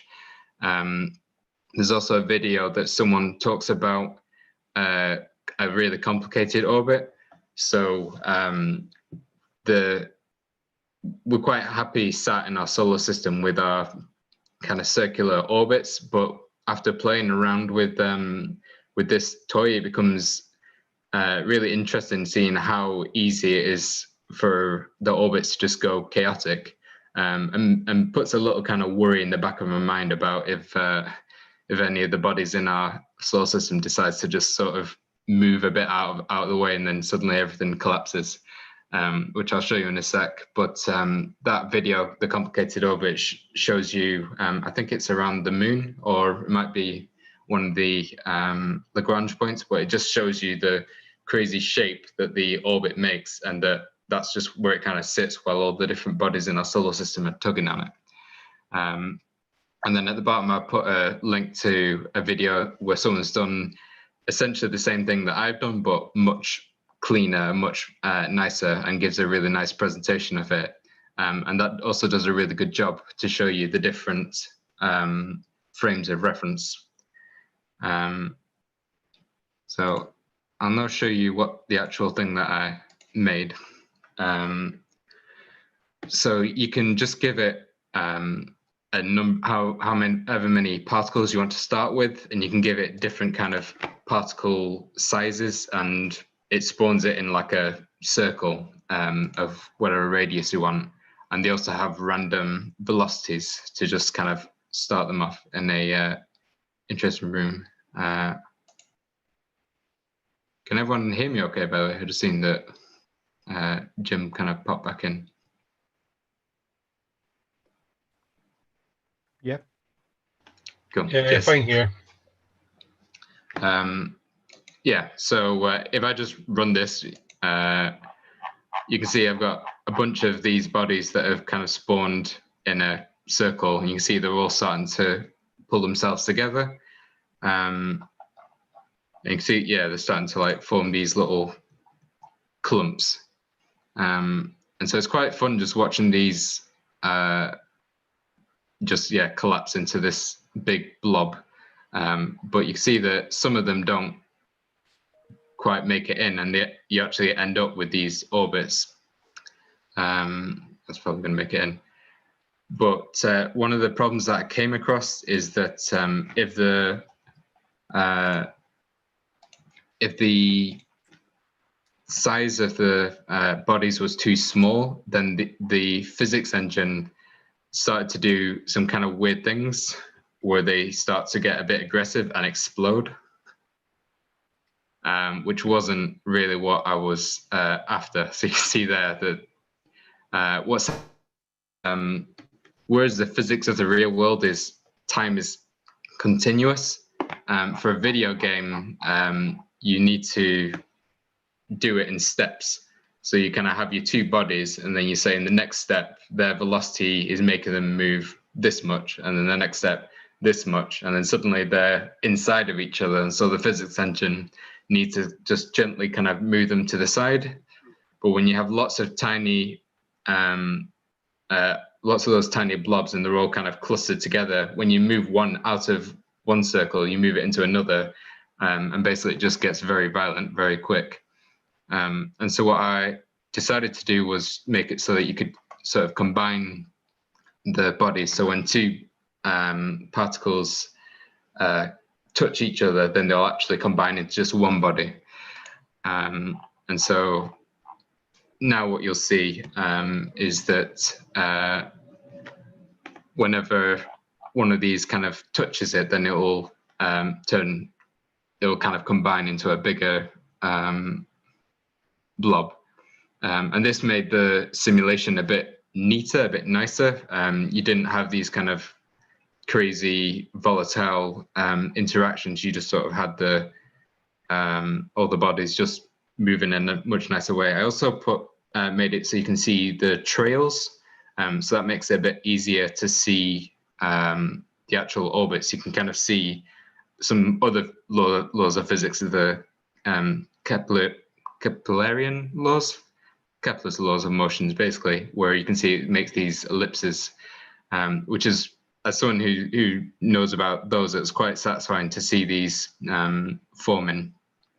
And what I was saying before about how volatile it is, you can see that these three bodies seem to be quite nicely in these orbits. But what's interesting is when they get close enough, because the distance between them is closer and is smaller, it means that the force that's applied is changes their orbit. Although that orbit didn't just change; they straight up collided with each other. But one of the things that came from this is just how mesmerizing it was to sort of just run this chaotic simulation and then just let it sort of work itself out, and then you just watch these kind of coming around, and it's quite fun to see. I've got those two the things that I showed you in the presentation, where, like I say, it looks like this outer body is rotating around this one, but if I change to this one, then it looks like this one's actually the one that's in the middle. But if I turn on the trails, then you get a bit better idea what's actually going on. They're both actually moving through space. And so it's quite interesting when you turn on the trails, how it sort of changes the perspective of what's going on. And also, I had my kind of stable three bodies, and those really are just rotating about that one point. Although if I look at one of the other ones, then that similarly looks like a kind of impossible orbit where those two are orbiting like in sync around that one. But when you turn on the trails, and that's when you feel like, actually, no, I'm going around this one in the middle.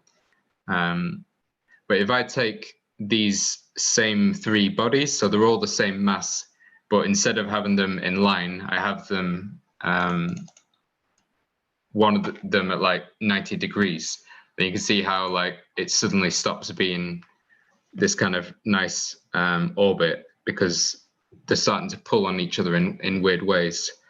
I'll turn on the trails again, so you can just see that now they're all just going wherever they please.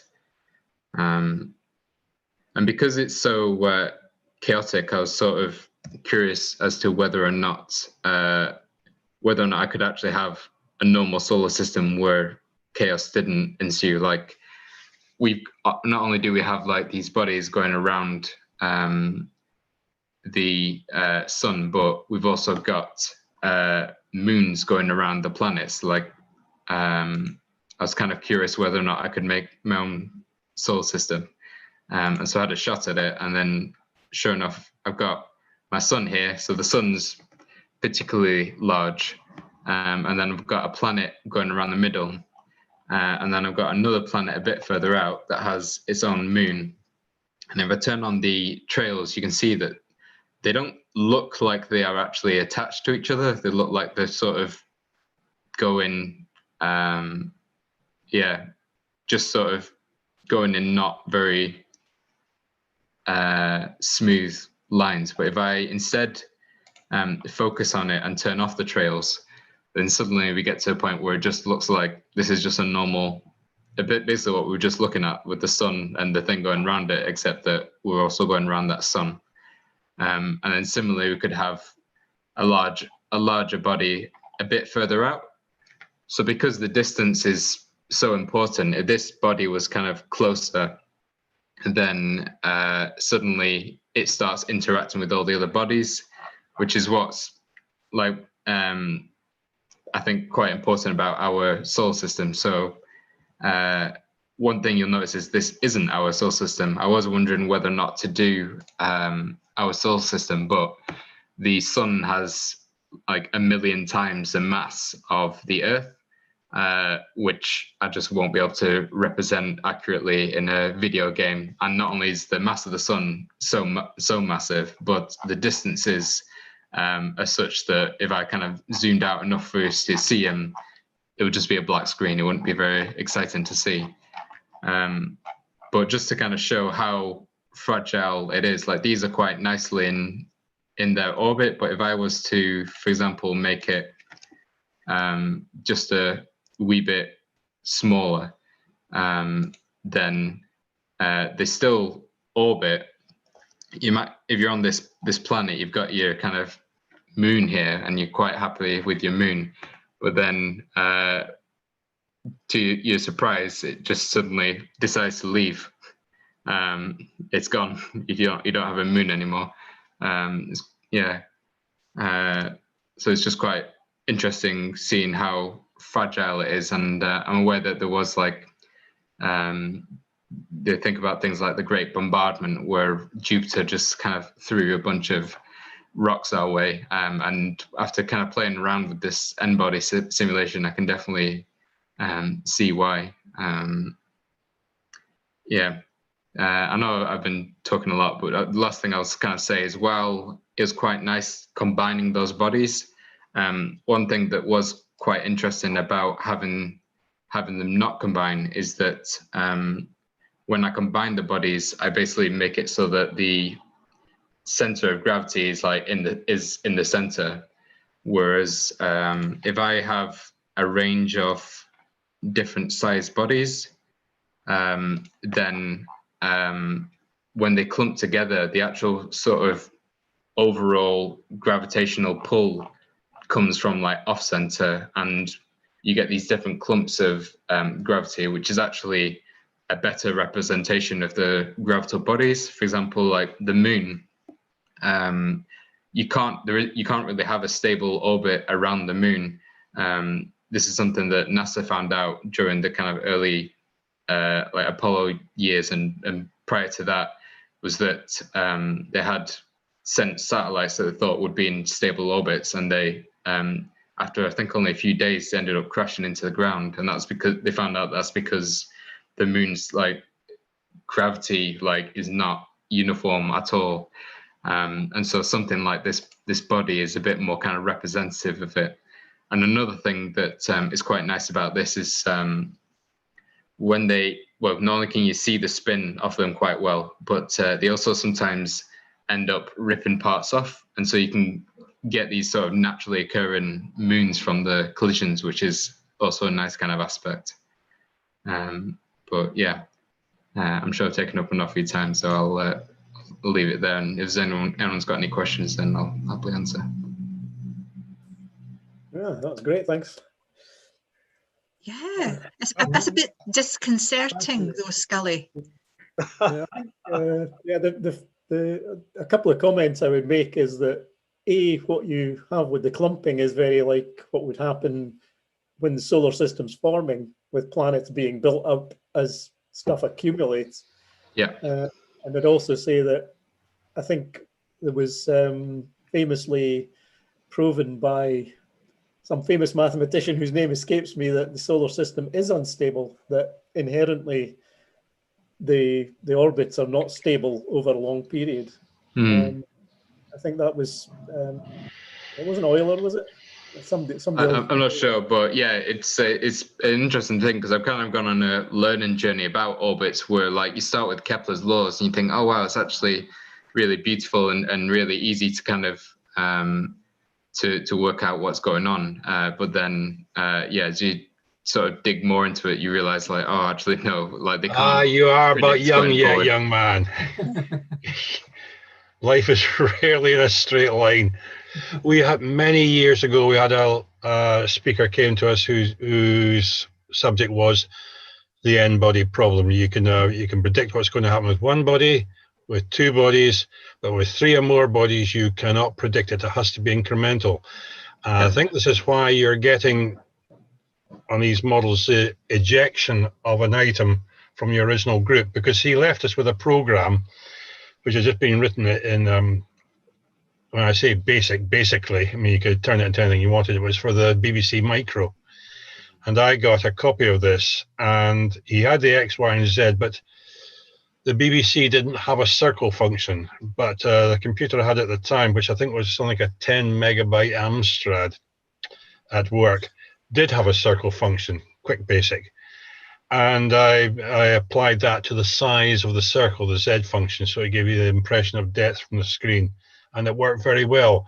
But this was a feature that you could only run 10 or 20, or else you died of boredom because it moved so slowly.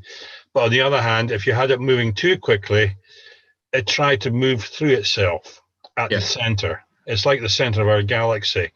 And you get these very close encounters. And of course, the mathematics becomes not representative of the real world at all. And I think this is why you get something happening that shouldn't be happening.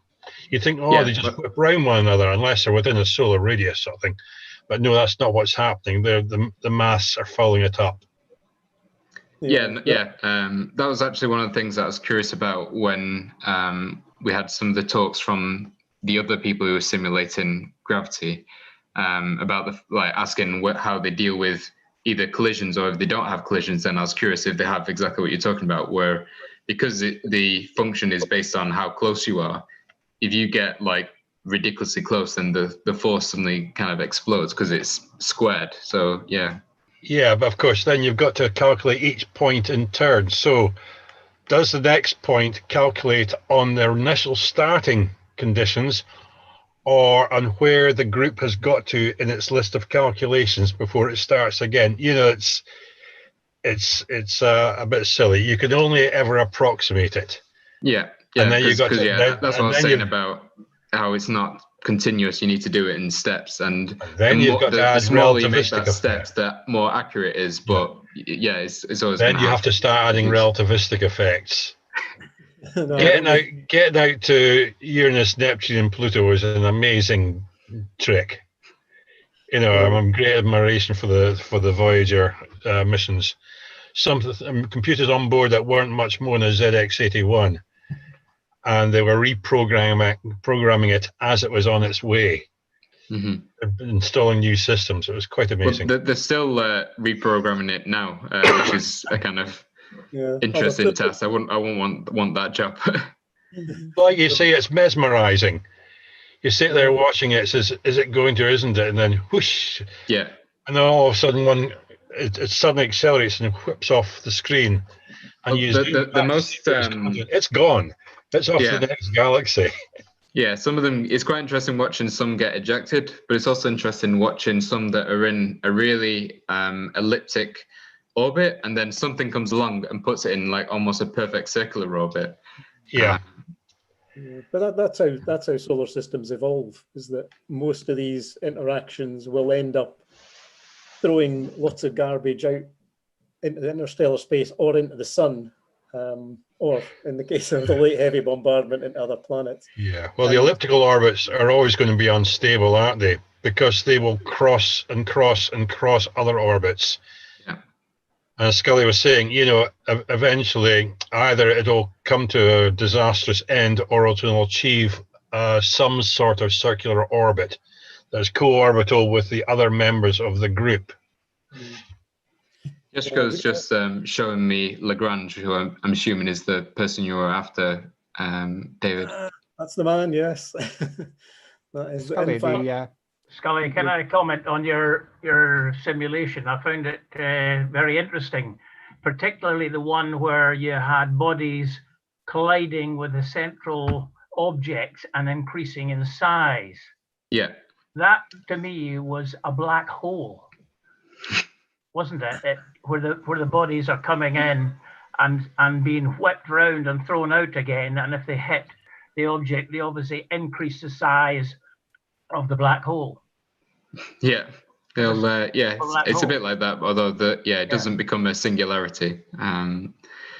So while the majority of that simulation was just run on that simple equation, when I did come to make them combine, I did also then need to program in conservation of momentum, because you could get kind of these two bodies hitting each other, and then what you would want is them to go off in the correct manner. So that's the only other sort of equation that I needed to also keep in mind. Otherwise, yeah, I was quite happy how just such a simple equation would result in this really kind of mesmerizing simulation. Yes, is it an elastic collision like billiard balls, or is it 2 bits of soft plasticine? Yeah, no, I don't. All sorts of different things. You also had some that were chipping bits off the aggregate, hadn't you? Yeah. So that's what I was saying about how, like, that's why I had a sort of check for whether or not to combine them, because sometimes I like seeing them combined because then they sort of creates this nice clean looking like system. But then other times it's quite interesting watching the sort of colliding, and when I was watching them, it seems a bit more like how asteroids sort of come together. Like it seemed less like a system of planets because they're made up of so much matter. It was almost nice just imagining them being these asteroids, and it's quite interesting watching them. If they get enough of a spin, then the sort of centrifugal force they start tearing themselves apart into these 2 separate shapes.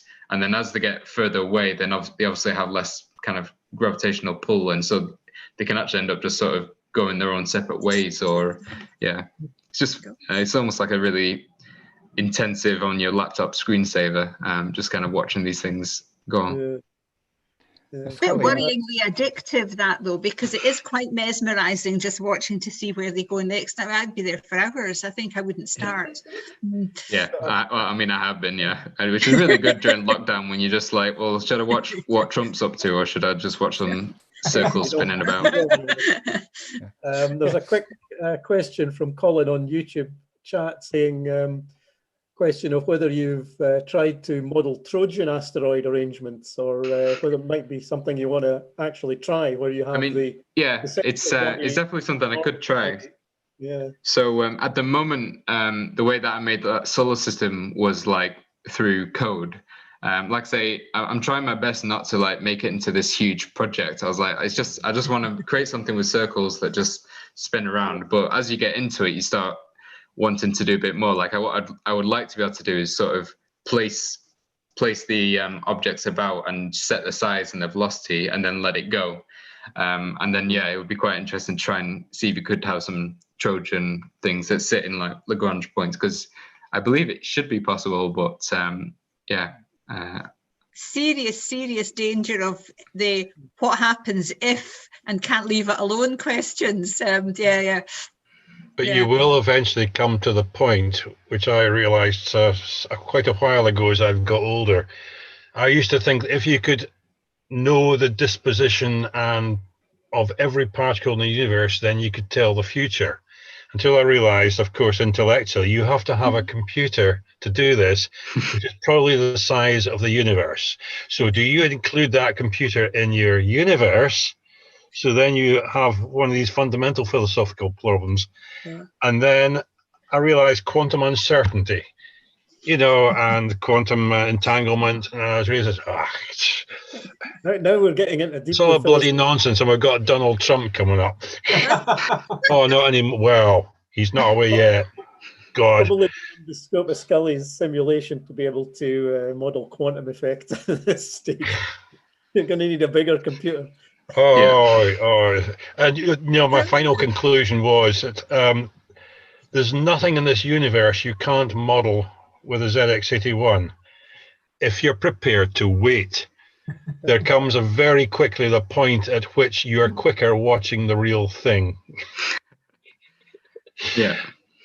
But on the numerical methods, there are quite a lot of systems that you can use, or methods you can use to actually cut down the calculations. If you really want to, you can find ways of optimizing grouping, and I think a couple of our speakers that have talked about gravitational simulations have covered a couple of them. So, at a distance, 2 galaxies have been treated as 2 points, but as they get closer, you have to start breaking your galaxy up into how close the various components are. Actually, that's another thing that I forgot to mention about when you don't combine in, is you get tidal forces, which is really quite cool. The points in that blob, the ones closer to it get more attracted than the ones kind of There's further a away. gravitational gradient across the extended object. So it's just interesting watching all these things that, you know, you see talked about, all these things that just come about from this really simple equation. So that's why I just thought it might make a nice thing just to talk through. It's a thinking platform. It's gives you a jumping off point for thinking about things. That's brilliant, Scully. Absolutely brilliant. Thank you ever so much. I really enjoyed that. That's terrific. Are there any more points and questions for Scully, or indeed any of the speakers that we've had? Is the chat thing okay, Dave? Yeah. Yeah, there's just a couple of questions from Colin now. Okay. What? I buckets of thanks to the presenters, because that really is great. Members Night's always special, really, because I mean, I, for one, always leave feeling a bit motivated, because you pick up all these things that other people are doing, and it's just a lovely meeting. And even on Zoom, it still works okay. So that's just grand. That's just grand. But my thanks very much for the Zoomers who have given their time tonight. It was just excellent. Yeah, that was good. Yeah, it's really good. Really good. Nice to see. When do we meet again? 2 weeks, Dave? Yeah, it's 2 weeks. Yeah, I'm trying to remember the next topic. I'll be the 29th then. 29th. That's 15 plus 14, hard sums. Yeah, as Dave Gavin would have said once. Yeah. Oh, in fact, it's a very appropriate one. It is. Barry Chittenden, Predicting Stellar Mass Assembly and History of Galaxies. So it's exactly gravity pulling things together and making galaxies. Bit of a bigger scale than your Scully, but I'm sure it'll be, same idea. He's got a bigger computer. Oh, dear goodness. Well, that is brilliant. And it's almost like being able to chat a bit. So that's nice to... Yeah. You miss oh, the God. interaction. Ted, I'm going mad, Ted. Sorry, I'm a Father Ted fan, so I'm doing a Dougal here. I'm going mad. So I don't see many people at the moment. Well, I see them, my wife. You've all gone quiet.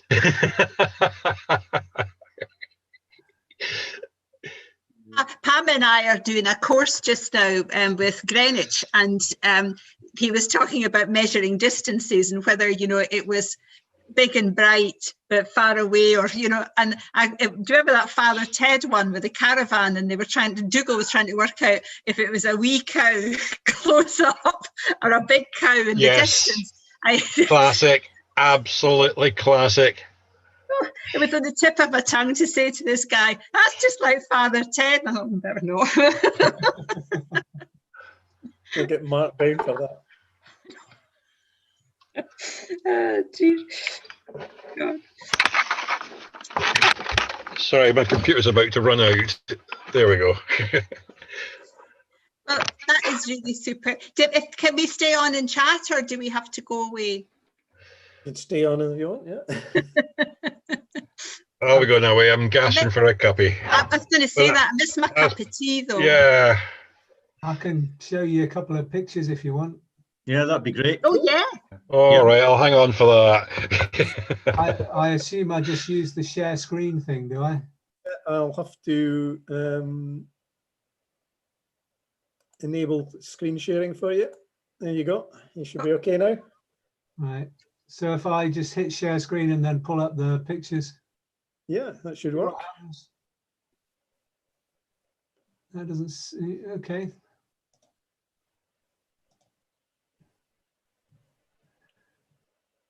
It's all gone black here. I don't know if any of this is working. Yeah. Coming up. All right. Oh, sorry. Yeah, okay.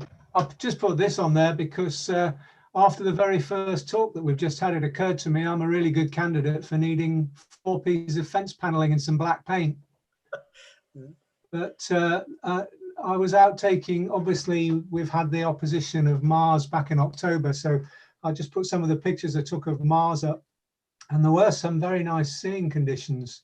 So I'm not going to really talk about them other than just to run through them, see if people are interested, and then maybe you know, people can ask questions or make comments, or we'll just knock it on the head.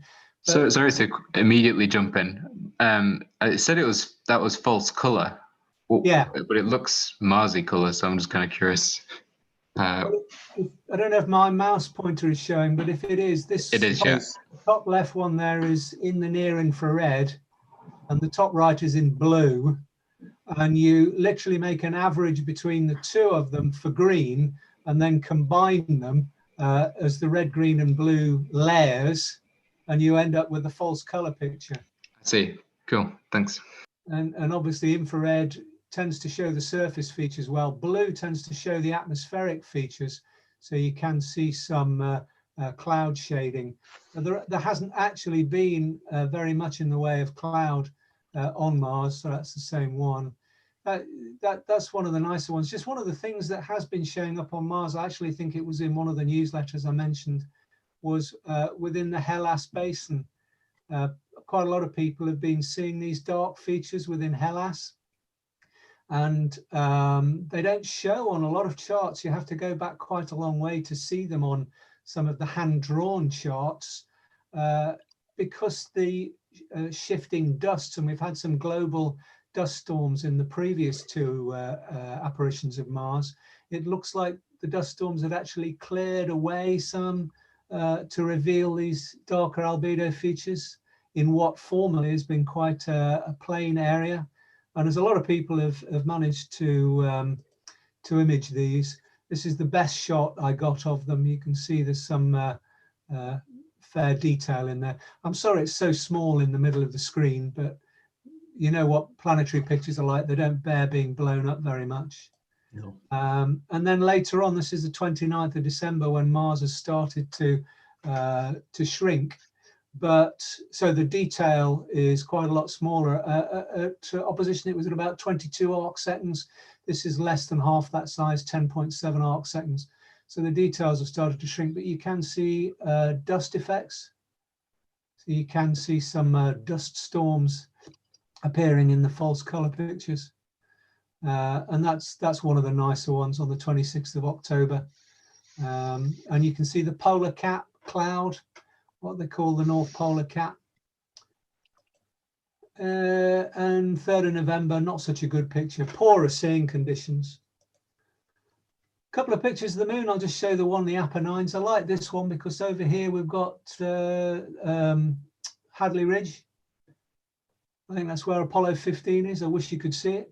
The telescope's not that good, I'm afraid.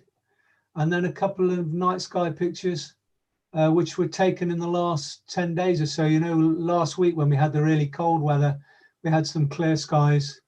This is quite a small, dim area, NGC 6822. It's near also Cedarblad 214, which is something I'd never heard of.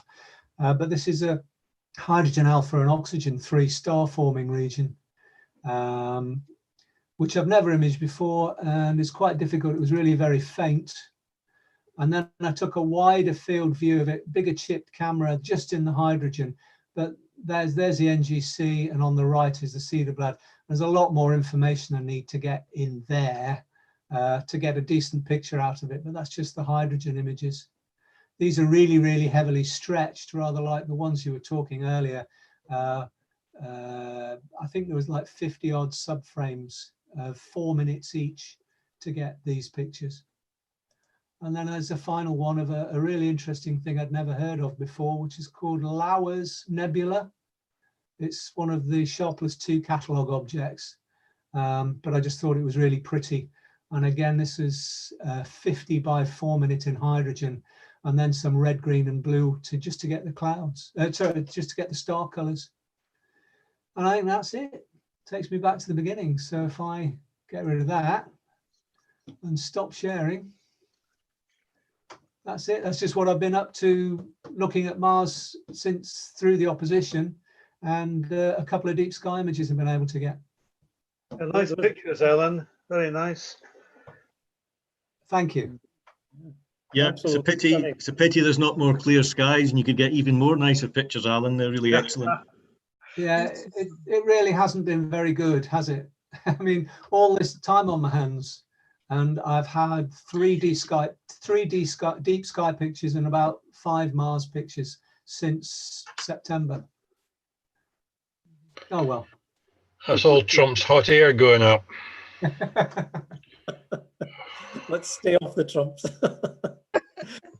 Are you not doing much flying these days, Alan? Of course, with the I did qualifying stuff back in November because I hadn't been doing anything for 6 months, and I've got something coming up in February. Basically, I've got to go back to the simulator for 4 days, and then hopefully the company will still be going, and I'll go back and do some work. But at the moment, no, no, nothing since November.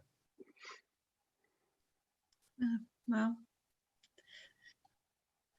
Yes, well, because now that my new stuff's beginning to turn up, it's bound to be clear skies. That's yeah, absolutely. It's a total guarantee. Yeah. Hi, can you hear me? Yeah, Graham. Just a complete change of subject. Did people see the new Shepard test launch a couple of days ago? Yeah. Good video there. Went up to about 100 kilometers or so. Interesting it coming back down. They said it was going to slow down on landing. The video I saw, it didn't look like it slowed down very much. Well, it did. It came to a very sharp stop. It's not the long drop, it's the sudden stop. Aye. Yeah. The other one is Spaceship 9 is due to do its 10-kilometer hop. I don't know if that's a hop, that's a big hop. I think it's Tuesday. But Monday or Tuesday. These things move around a lot, but they need to do another static fire on, because 2 of the engines need repair, so they need to be swapped out. So I don't know if that Tuesday or Monday is, if that's going to change after that. Well, they said it's still scheduled for Tuesday, but I mean, cool. The last one, Starship 8, moved so much it was weeks before it actually did anything. They did the static fire yesterday. Yeah. It was impressive when it flew. So I'm hoping if they can nail the landing on SM9, we should be. Yeah. Just make sure they've got enough fuel in this time. Not diesel. Yeah, there are quite a few interesting launches coming up very soon. In fact, you've got the Electron one, which will be similar to what will be launched in Scotland, hopefully. We've got the Virgin horizontal launch one, and a couple more Falcon 9 launches coming up as well. Yeah, and eventually there'll be 4,000 Starlink satellites polluting our astro images. We'll definitely need the Kappa Sigma clipping then. Exactly. I saw just the cost of using Starlink for your supply, and it was really pretty expensive. I didn't realize it was going to cost that much, but it was damn dear. And I can't remember the numbers now, but it was something like 400 and odd quid for the kit, and then 90 odd pounds a month. It's something of that order. I did read about that. Yeah, which seemed a bit steep actually, but that might come down. I would hope so. Yeah, well, there's a lot. Well, if you've got really poor broadband and you want decent broadband, June, then it's worth paying. And I think also that it will be, to some extent, it's going to be governments that are paying it in poorer countries where they have really very poor broadband. So in some third world countries where they don't have the infrastructure to use wires or fiber optics, then something like Starlink will be paid for by governments to provide a downlink and uplink to communities. So it won't be just like individuals having to pay for it. I mean, I'm not getting fiber optics forever. So I don't live in a third world country. I just live at Rose Mill. It's fine. But we have crap broadband for sure. Yeah, but how many houses are there? How many houses are there? If you share it between maybe 4 of you, brings the price down a lot. There's only 3 houses. Oh, 3 of you then. What's your speed, June? 3. 3. Oh, not good. No. It's quite low. Even I'm getting 30. Well, at least that's what this software claims. It's on copper wire, you know, and it's all patched. And it's Quaint. Not as fast as photons.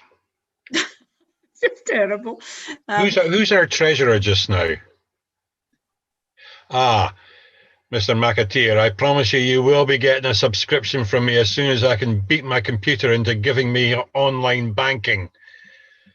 I realised I hadn't paid you anything. Yeah, it will appear eventually. For some reason, it seems to have switched off my online banking.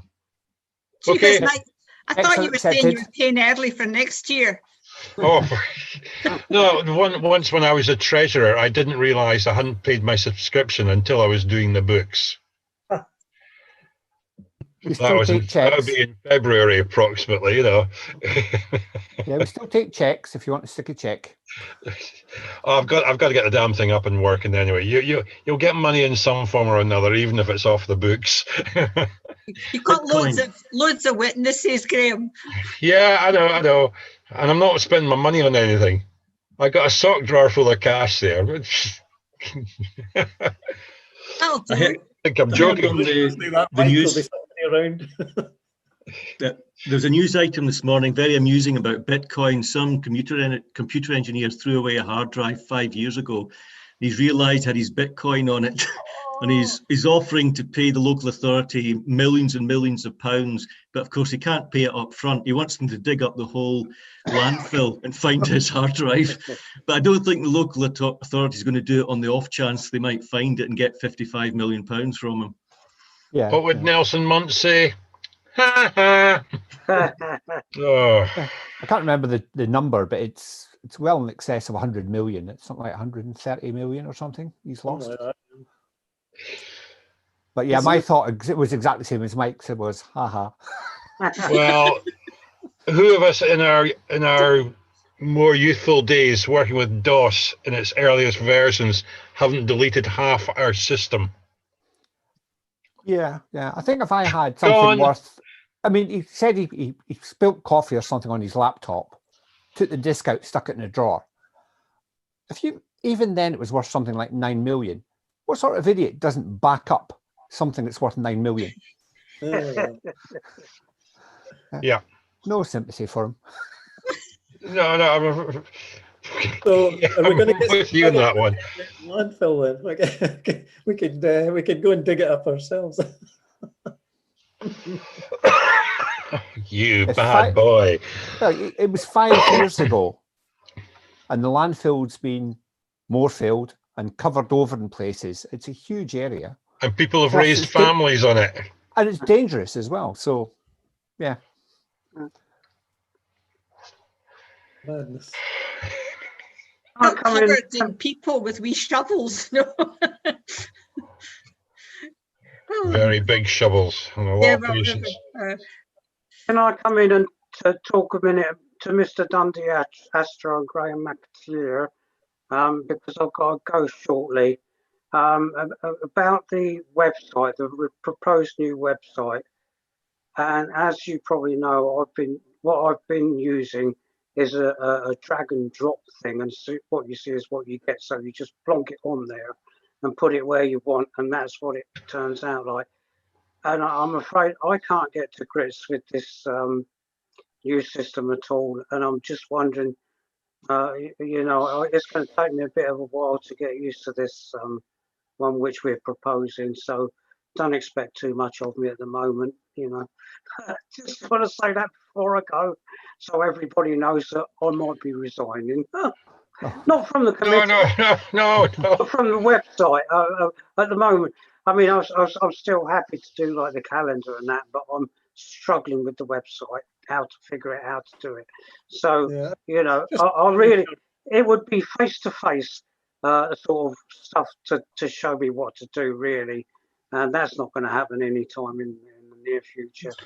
Well, no. Just thought I'd say.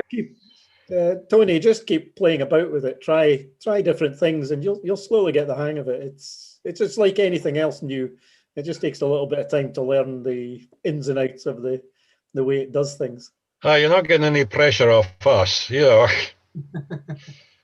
I mean, Bill Sampson's battery's run out. Yeah. Good night, Bill. Good night, Bill. What I was going to say was I've actually sort of started on a little website of my own, and I'm trying that, but even that I'm struggling with, you know. So there we go. Sure. I mean, try doing specific things, and if you're not getting it, just drop me an email or whatever, and we can always do a Zoom just to go through it together if you wish. Yeah, we could do that sometime. Yeah, I'll just, as I say, I'll just mess around with it, and I don't want to do too much and then find that I've buggered it up. Like maybe I did bugger the other one up. I don't know. Excuse my language, ladies. As I said, there's backup in there, so yeah, you always back it never up. Work on your original. Never work on your original. Well, in this case, it's just a temporary one anyway. But I mean, if you screw something up, I can probably get it back, so I wouldn't worry too much about it. And you know how to take the backups yourself. You just basically click that button and it will do it, and it's off-site. So yeah, don't worry about it. Backups anyway. It's on my server, so I think there's server backups as well. Yeah, but getting back to point in time is probably more difficult. Whereas the the WordPress backup itself that I've got running should keep out of trouble, Tony. Anybody using solid state memory these days? Huh?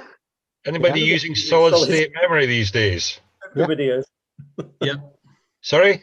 Yes, my main computer at home's got a solid state drive.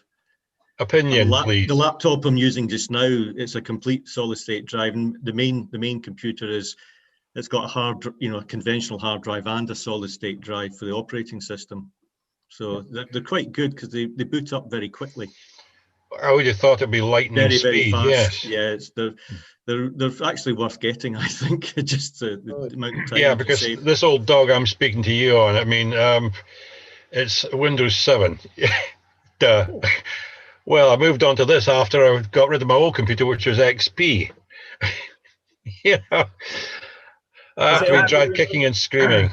I just changed out my hard drive as well, and it's much quicker. Can you run your system off the hard? If you install a hard drive, can you run your system on it? Yes. Yeah, absolutely. Yeah. You install a system on that. Yeah, Windows 10. That's what you want to do. Yeah. There's two types of solid state drives. You've got ones that mimic your hard drive, and so you unplug your old drive and just plug in an SSD. But in the more modern computers, you're actually a chip. It's an M2 chip, which fits straight on the motherboard. And that's much faster, but you need an upgrade computer for that. But if you've got standard SATA disk drives now, you can swap them out and plug in an SSD directly. Ah, there's a man waving a box at us. That's the old drive. There we go. Yes, looks like everything else. Yeah. Can I just ask Dave, please? Sorry, Mr. D'Andreastro. There. You were saying it's on your server, the website. Yeah.